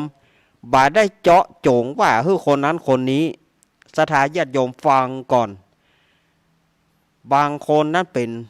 แม่พระแม่เนนเนี่ยพอทานกับตู้เจ้าแล้วก็คือทานแล้วคือไปแยกครัวออกมาไปแบ่งครัวออกมาโอ้อันนี้ขอเนอะเอาไปให้ลูกเนนก็เฮาทานไปแล้วแสดงว่าใจยังห่วงข้องยังของเนาะถ้าจะให้ลูกพระลูกเนนก็ย่อมบ่แบ่งแต่บ้านปุ่นแม่ ย่อมบ่แบ่งแต่บ้านปุ่นแม่แบ่งตัวบ้านปุ่นบ่ต้องไปทานส่วนนั้นบ่ต้องเอาทานถ้าจะเอาฮื้อเปิ่นก็ฮื้อเปิ่นไปเลยแล้วก็ส่วนที่ทานน่ะบ่ควรไปจับมาแถมบางคนนั้นทานเรียบร้อยละอันนี้ลูกเนนข้ามากไว้ลูกพระข้ามากไว้บางทีเปียปี้คืนไปเหียแต่ตู้เจ้าเปิ้นบอกว่านะตู้เจ้าอย่างตู้เจ้าหลวงเปิ้นก็บอกว่าแต่ว่ามันเป็นเรียกว่ามันบ่งามนะเหมาะศรัทธาญาติโยมบางคนก็อาตมาขอสุมาอภัยเนอะบางคนเนาะการกินการทานถ้าอันใดทานไปแล้วก็ให้มันแล้วแต่ตุหลวงเจ้าวัดเปิ้นหันสมควรเปิ้นก็จะเอาฮื้อการที่เฮาไปแยกออกมาก็เฮาไปจับของกินของทานใจเฮาห่วงของกินของทานมันบ่ขาดมือศรัทธาญาติโยมพ่องทานเรียบร้อยแล้วลูกข้ามากกว่าเปียปี้คืนมา บางทีอาตมากับปะบ่อยบางทีอาตมากับปะยังบ่อยเหมือนกันบางคนทานแล้วลูกข้ามากกว่าเปียไปจะขอก็บ่ขอนะ เปียไปอย่าลูกข้ามากก็เลยอาตมาก็เอามาบอกเอามาคือศรัทธาญาติโยมว่าทานการทานเนี่ยทานให้มันขาดทานแล้วบัดถ้าไปห่วงข้องอะไรเนี่ยละทานไปถ้าว่าจะแบ่งให้กับลูกพระลูกเนนก็ควรแบ่งลูกบ้านมาบ่ควรเอาของในขันเข้านั้นของขันเข้านะเขาทานไปแล้วก็ให้มันขาดมือไปเตื้อบางทีบางท่านบ่ใครเข้าใจทานแล้วก็ไปเปียออกมาลูกพระลูกเนนข้ามาก บางคนก็ยังไปจิ้มก่อนก็มีนะบางคนถือว่าเป็นแม่บางคนถือว่าเป็นปี่เป็นญาติบางคนไปจิ้มก่อนหารผ้าเนนลูกลูกแม่จิ้มพอมันลำบ่ลำ เอาประมาณพระเนนก็กินขี้ซากตัวเก่า มันเป็นหยังลูกเฮาก็เปิ้นถือศีล10แล้วแม่เหยเปิ้นถือศีล10แล้วโยมคือพระเนนที่มาอยู่เฮายังได้ไหว้เปิ้นถือศีล10ไปแล้วเปิ้นเป็นพระเป็นเนนไปแล้วญาติโยมถือว่าเป็นแม่แต่ไปกินก่อนมันก็บ่ได้บางคนนี่ถือว่า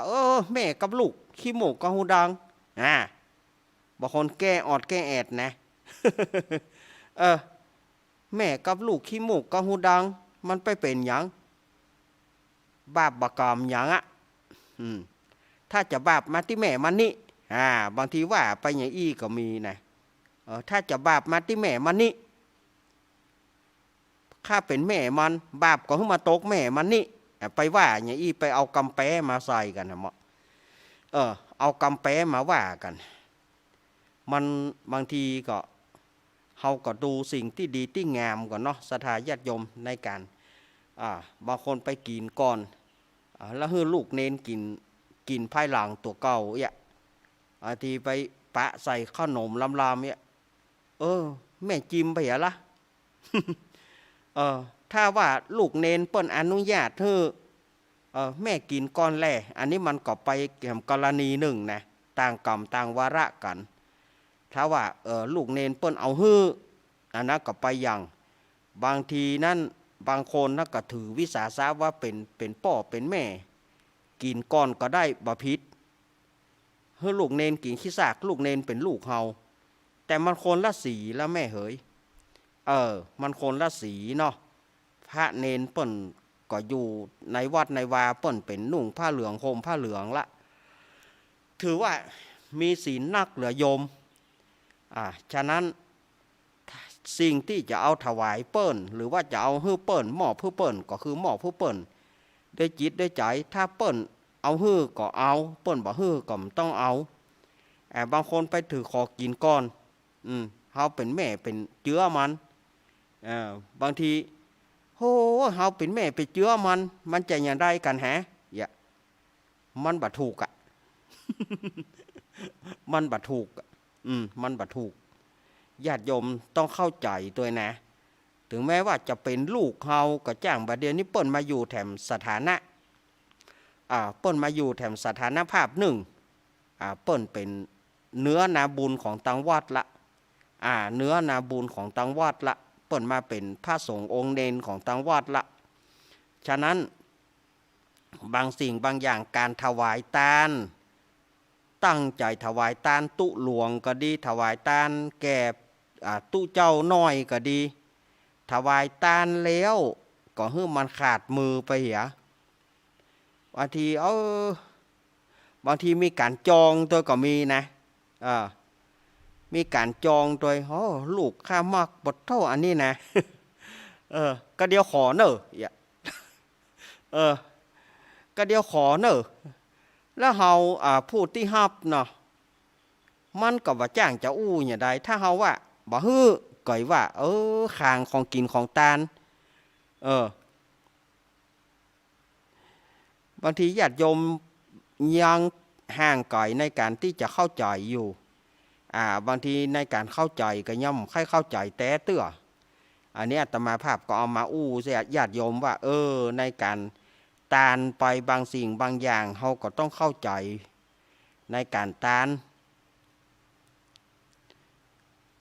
อย่างบางคนนี่ตานขันเข้าอย่างเปิ้นเล่นไขครัวสถานญาติโยมบางคนนะตานขันเข้าอย่างเปิ้นเล่นไขครัวอย่างเปิ้นเล่นอ่องเล่นไขครัวอย่างสมัยก่อนเนาะเล่นไขครัวอันนี้อยู่นี่อันนี้อยู่นี่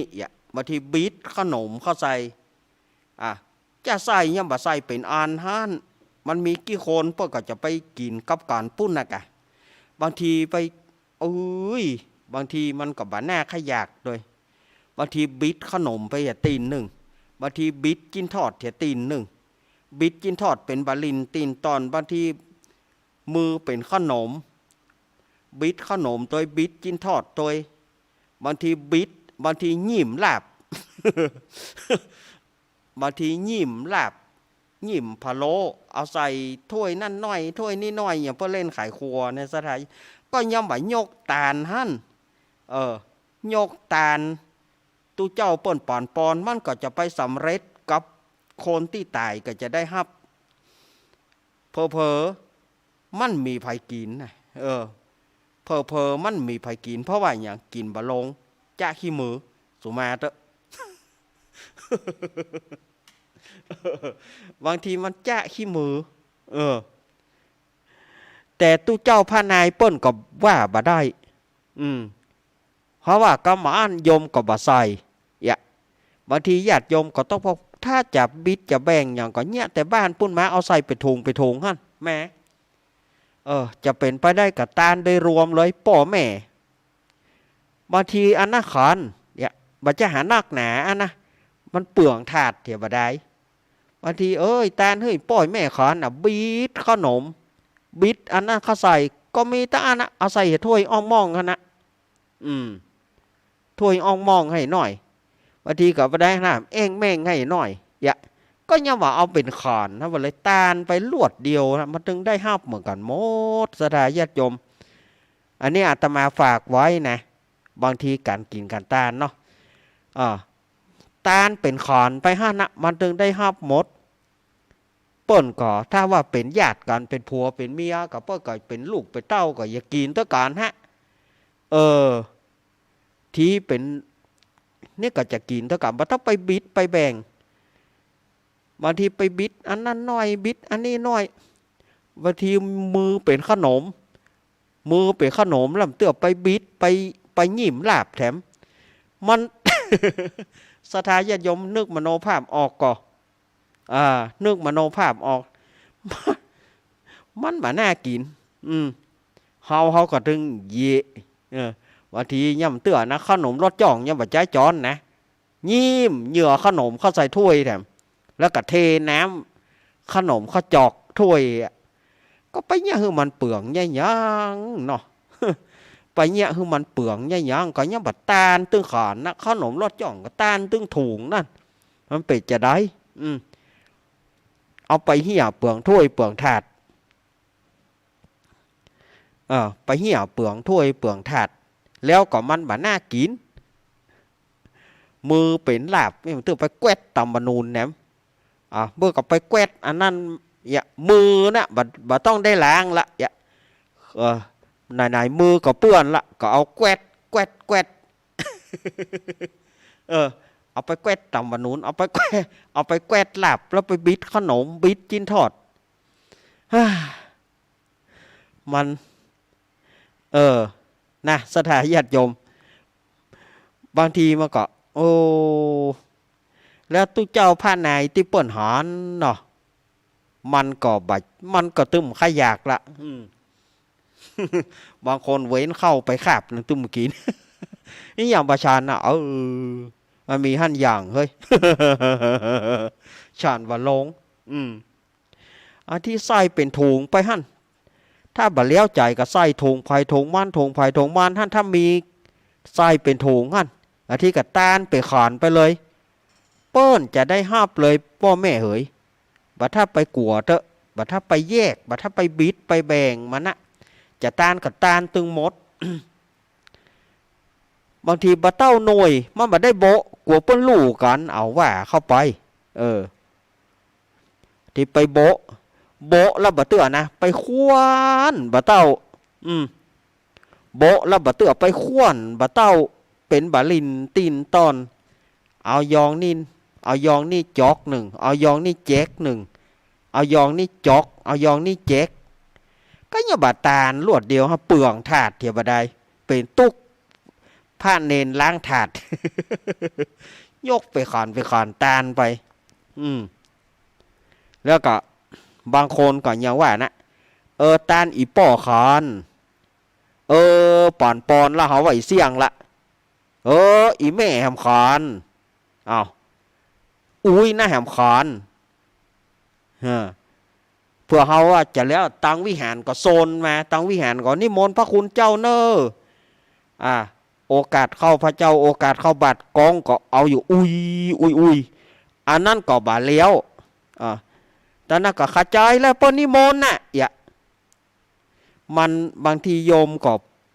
เวลาไปกินไปตาพ่อพ่องถ้าว่าหารเวลามันจวนตัวก็โยกตาลไปเลยป่อนปอนลวดเดียวฮะอันนี้ป่อเกิดขาน แม่เกิดขานผีบ้านขาน โอ้ยแล้วตังในวิหารนะอย่างว่านะในวิหารก็โซนมาแหละปูจานก็ประกาศปูล่ามก็ประกาศพระคุณเจ้าอยู่ไหนครับจะได้เวลาตักบาตรแล้วตอนนั้นก็เดียวกันเนาะบาแล้วเตื้อ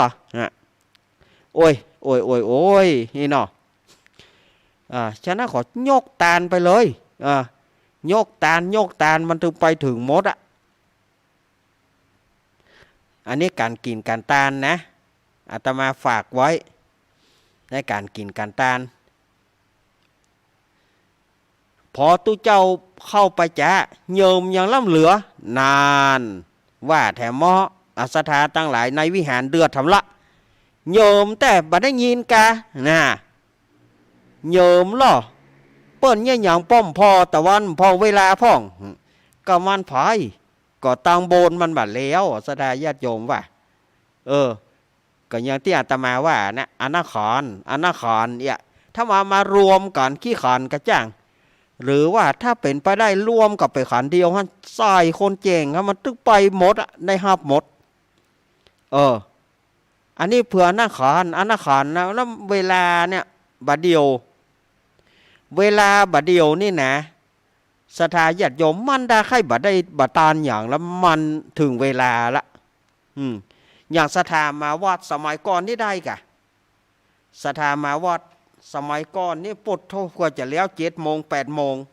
เผื่อตู้เจ้าเฮอโอวาดแถมอย่างแถมบาเดียวเนี่ยพอกะ6 โมงปลายปดโทขวายแล้วเพื่อจะ7 โมงขวายแล้วบางวัดบางวาเปิ้นพอได้ฉันเข้าแล้วบางวัดบางวามได้ฉันเข้าเตื้อนะอาตมาบัดได้ว่าฮื้อผอยบัดได้ว่าฮื้อศรัทธาวัดเปิ้นบัดได้ว่าฮื้อศรัทธาวัดตัวบัดได้ว่าฮื้อศรัทธาวัดใด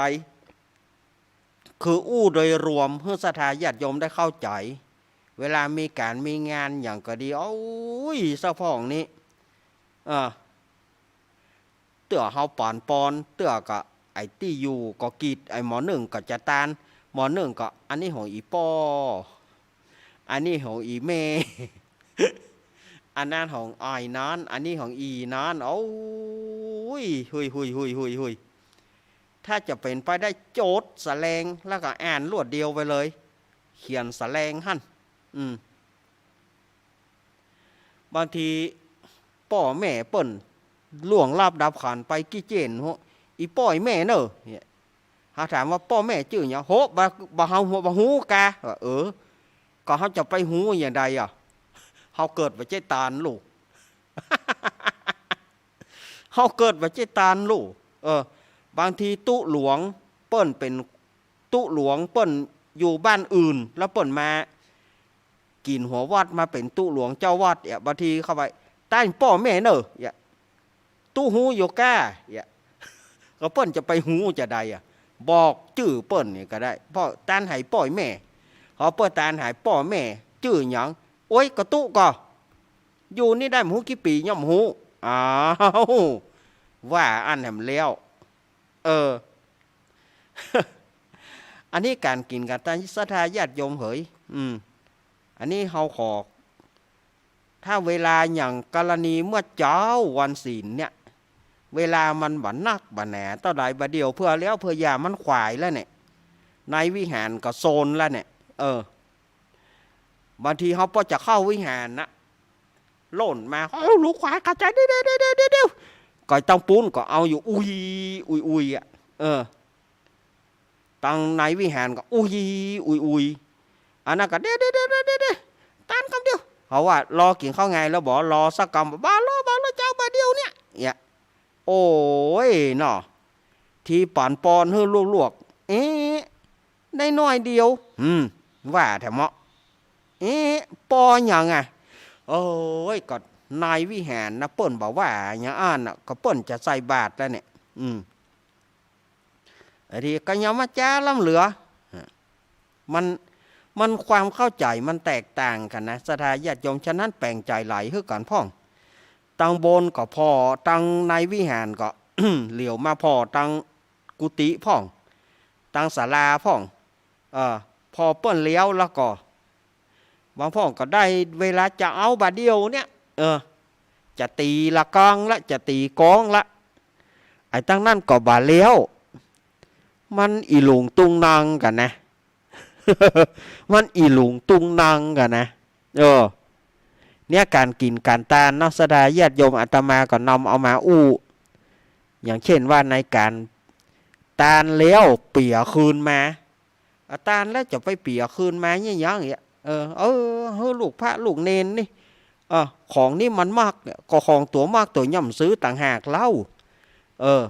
ของอันใดที่ลูกพระลูกเนนเฮามากเฮาก็ซื้อต่างหากบ่ต้องไปเอาที่ของตาลนั่นละบ่ต้องไปยิบเอาแหมบางคนตาลแล้วยิบปีคืนอย่าบ่ต้องไปกินหัวเปิ้นก่อนจิ้มหัวเปิ้นก่อนจิ้มบ่ไถลำไปจิ้มก่อนลูกพระลูกเนนเป็นหยังเฮาเป็นแม่มันบาปก็คือมันตกที่ข้านี่ไปว่าอย่างอันนั่นละมันเป็นกำแปเปิ้นนั่นละ เนาะศรัทธาญาติโยมจะไปโคดนะถ้าได้ฟังอาตมาอู้นี่จะไปโคดนะเน้นลากอู้อย่างอี้หัวรุนแรงบันหน้านับถือจะไปว่าอันนี้เฮาอู้ให้กันฟังบ่ได้ว่าเฮาควรจะเนี่ยอย่างใดเฮาควรจะเนี่ยอย่างใดให้มันถูกอย่าเฮาไปเปียเฮาไปตานแล้วไปยิบปีคืนเนี่ยมันก็อย่างใดมันก็ดูกะลายอยู่ถ้าโยมมาเป็นจุดนี้โยมมาเป็นตู้เจ้าเนาะตู้เจ้ามาเป็นโยมแล้วก็โยมมาเป็นอย่างตู้เจ้าป่านปอนแล้วบางทีเปิ้นก็อันนี้สิจะลำได้นะแต่เปิ้นก็บอกออกปากโยมเปียไปใหญ่ ก็ได้ก็ได้ก็กันเนาะญาติโยมเห็นนี้จะไปโคดไปเกียดว่าถ้าฟังแล้วพิจารณาดูว่าเปิ้นอู้ถูกกันเนาะเปิ้นอู้ถูกอย่างอี้นะเฮาควรจะเข้าใจกันเนาะควรจะเข้าใจกันบางทีลูกพระลูกเนนแม่นะเปิ้นเป็นลูกเฮาแต่ว่าเปิ้นมาอยู่แถมสถานภาพหนึ่งเฮาโอนเปิ้นมาเป็นคนวัดแล้วการที่ว่าเฮาจะถือวิสาสะไปกินก่อนเปิ้นมันก็บ่ถูกมันถือวิสาสะไปกินก่อนเปิ้นก็บ่ถูกบางทีเฮาเป็นแม่มันดูบางทีพ่อแม่เนี่ยบางทีห้องลูกบัดใจห้องพระห้องเนนบางทีห้องลูกเป็นไอก็มีนี่อย่างอันไหนอย่าไปห้องลูกเป็นไอก็เฮาเป็นแม่มันดูห้องอยู่ได้ก็ได้กะอันนี้มันก็ยิ่งไปบ่เหมาะใหญ่ลูกเป็นพระเป็นเนนหน้าที่จะไหว้เปิ้นว่าลูกจะได้โพดแม่เมื่อเป็นเนนอันนี้แทนที่ว่ามันกลับบ่ได้บุญนั่นละก็มันเป็นลูกเฮาโลห้องไอก็ได้กะพระลูกพระเพราะเปิ้นอยู่แถมสถานภาพหนึ่งบางทีห้องลูกเป็นไอไปก็มีบางทีอาตมาเคยไปหลายที่ละนี่อย่าไปห้องลูกข้าลูกเจ้าลูกห้องได้ก็ได้กะบางทีปี่กับน้องเหมือนกันนะน้องเป็นพระน้องเป็นเนนห้องลูกห้องน้องเป็นไอเทียวว่าอย่างนั้นก็เป็นน้องผมนี่ก็บาดูว่าเปิ้นมันสีอย่างละเปิ้นนุ่งไงอย่างละแล้วเฮานุ่งไงอย่างละมันเนี่ยเปิ้นบอกว่าศาสนามันจะเสื่อมนะศาสนามันเสื่อมก็เพราะว่าเสื่อมกับโคนนะศรัทธาญาติโยมบางทีพระเนนมันก็มีอย่างหนึ่งพระเนนบางทีเป็นเนื้อนาบูนเปิ้นพระเนนบางรูปบางตนเปิ้นมาตานขันเข้าบอกผมปอนบ่ได้ครับขนาดญาถาสปีนี่ยังบ่ได้แล้วจะไปเอาอย่างกินจะไปหาอย่างกิน ซึกหำตามผ้าไปจะเอาอย่างกินบางทีเปิ้นหล่อถามสามเณรมีศีลกี่ข้อไม่รู้ครับปดอันเนี้ยศาสนาอื่นเปิ้นมากลืนเอาไปเปิ้นบอกว่าศาสนาพูดนี่อย่างใดเนี่ยฮะศาสนาพูดนี่แย่แล้วไหนอันนี้เนนมีศีลกี่ข้อไม่รู้ครับว่าตายแล้วแค่ตะอี้มันก็เสื่อมไปละโคนเปิ้นก็ไปโจมตีละขนาดเนนยังหูศีลฮือปอนได้ก็บ่ได้ครับ บ่ได้ครับขนาดว่าปอนบ่ได้แล้วเนี่ยอย่างได้บางทีบวชเป็นพระเป็นเนนนะฮือปอนดักมือกึกว่าได้ก่อมว่าญาติหาก็บ่ได้สับปีก็บ่ได้โอ้บางทีนี่มันอดสู่ใจนะพระเนนก็ต้องศึกษาให้ดีๆบ่ได้อย่างให้ถามครูบาอาจารย์จะเวลาบางทีเปิ้นมาซูมสามเณรเทศได้ไหมสวดได้ไหมบางทีว่าไปหน้าสื่อนะฮือปอนได้ก็ลุกลี้หัวมนแกวดสามเณรมีศีลกี่ข้อไม่รู้ตายกันนะก็ตายก็ตายท่าเดียวตายบ่มีฟื้นบ่มีคืน ดำบ่ต้องโผล่กันแล้วกันตายอย่างเดียวสถาญาติโยมว่าตายอย่างโกบตายอย่างเครียดตายจนบ่ฮู้ว่าจะตายอย่างใดละถ้าพระเนนไปตอบเนี่ยสมัยตะก่อนที่จะบวชเปิ้นเอาไปสอบสามเณรสีขาก่อนถ้าสอบสามเณรสีขาอย่างสามเณรมีศีลกี่ข้อตอบผิดเปิ้นก็บ่ให้บวชจะต้องถามว่าสามเณรมีศีลกี่ข้อ10ข้อ10แล้วมีอย่างพ่องนี่มันจะต้องอย่างอี้ก่อนเอาละแห่อุไปอุมาม่วนแต่เวลาหมดละ ม่วนปฏิทิก็เวลามีละแห่สถาญาติโยมว่าวันฮือนี่เป็นวันห่อวันดาวันฮือนี่เป็นวันห่อวันดาแล้วก็วันศุกร์นี่จะเป็นวันเดือนยี่เปงลอยกระทงศรัทธาญาติโยมจะไปฟังเทศน์ฟังธรรมที่ไหนขอให้ส่งความมุ่งมั่นปรารถนาได้บุญได้กุศลแล้วก็ระวังฟืนระวังไฟระวังฟืนระวังไฟเมื่อที่ผ่านมาวันเสาร์ที่ผ่านมาก็ที่วัดสิเตียวัดของหลวงพ่อท่านพระครูกัลยาณธรรมนิวิต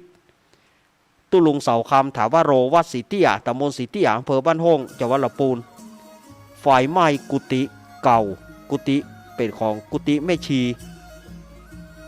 ไฟไหม้ก็ไฟฟ้ารัดวงจรนะกะแต่จะไหม้พ่ออย่างว่าแต่ว่าก็ตีว่าไฟฟ้ารัดวงจร10 โมงวันนั้น10 โมงเมื่อเช้าเมื่อวานปรากฏว่าไฟไหม้ที่วัดสิเตีย ฉะนั้นมันบัดไฟนี่มันบัดจะว่าวัดกูจะบ่ไหม้มันถึงว่ามันตานไหม้หน่อยก็ไหม้ฉะนั้นก็ต้องระมัดระวังพ่องเวลาข่าวก็เปิ้นโหล่นไปเปิ้นถ่ายลงโทรศัพท์กันอย่างก็ข่าวก็มีข่าวโบข่าวขจรก็มีไฟไหม้วัดหลวงสิเตียวันนั้นหลวงพ่อถามหลวงพ่อว่าหลวงพ่อก็ว่ามันเป็นเหตุสุดวิสัยละเคยหลวงพ่อก็บัตรตานได้มึงไงอย่างว่าเพื่อแล้วควรจูนเอาไหนก็บัตรตานแหละเปิ่นมาสมโพธิองค์กฐินแล้วเปิ่นมาวันงานกฐินตัววาสาหลวงพ่อมันเกิดอย่างขึ้นละเคยหลวงพ่อก็สูดปัญญาแล้วหลวงพ่อก็โมโหจะเงี้ยอย่างใดแต่ว่าพระพุทธรูปเปิ้นบ่ไหม้นะพระพุทธรูปเปิ้นบ่ไหม้พระพุทธรูปที่กุฏิแม่ชีนะบ่ไหม้แต่ว่ากุฏินั้นไปหมดเลยหมดละหมดลึงแต่พระพุทธรูปเปิ้นบ่ไหม้อันนี้ก็ความศักดิ์สิทธิ์ของเปิ้น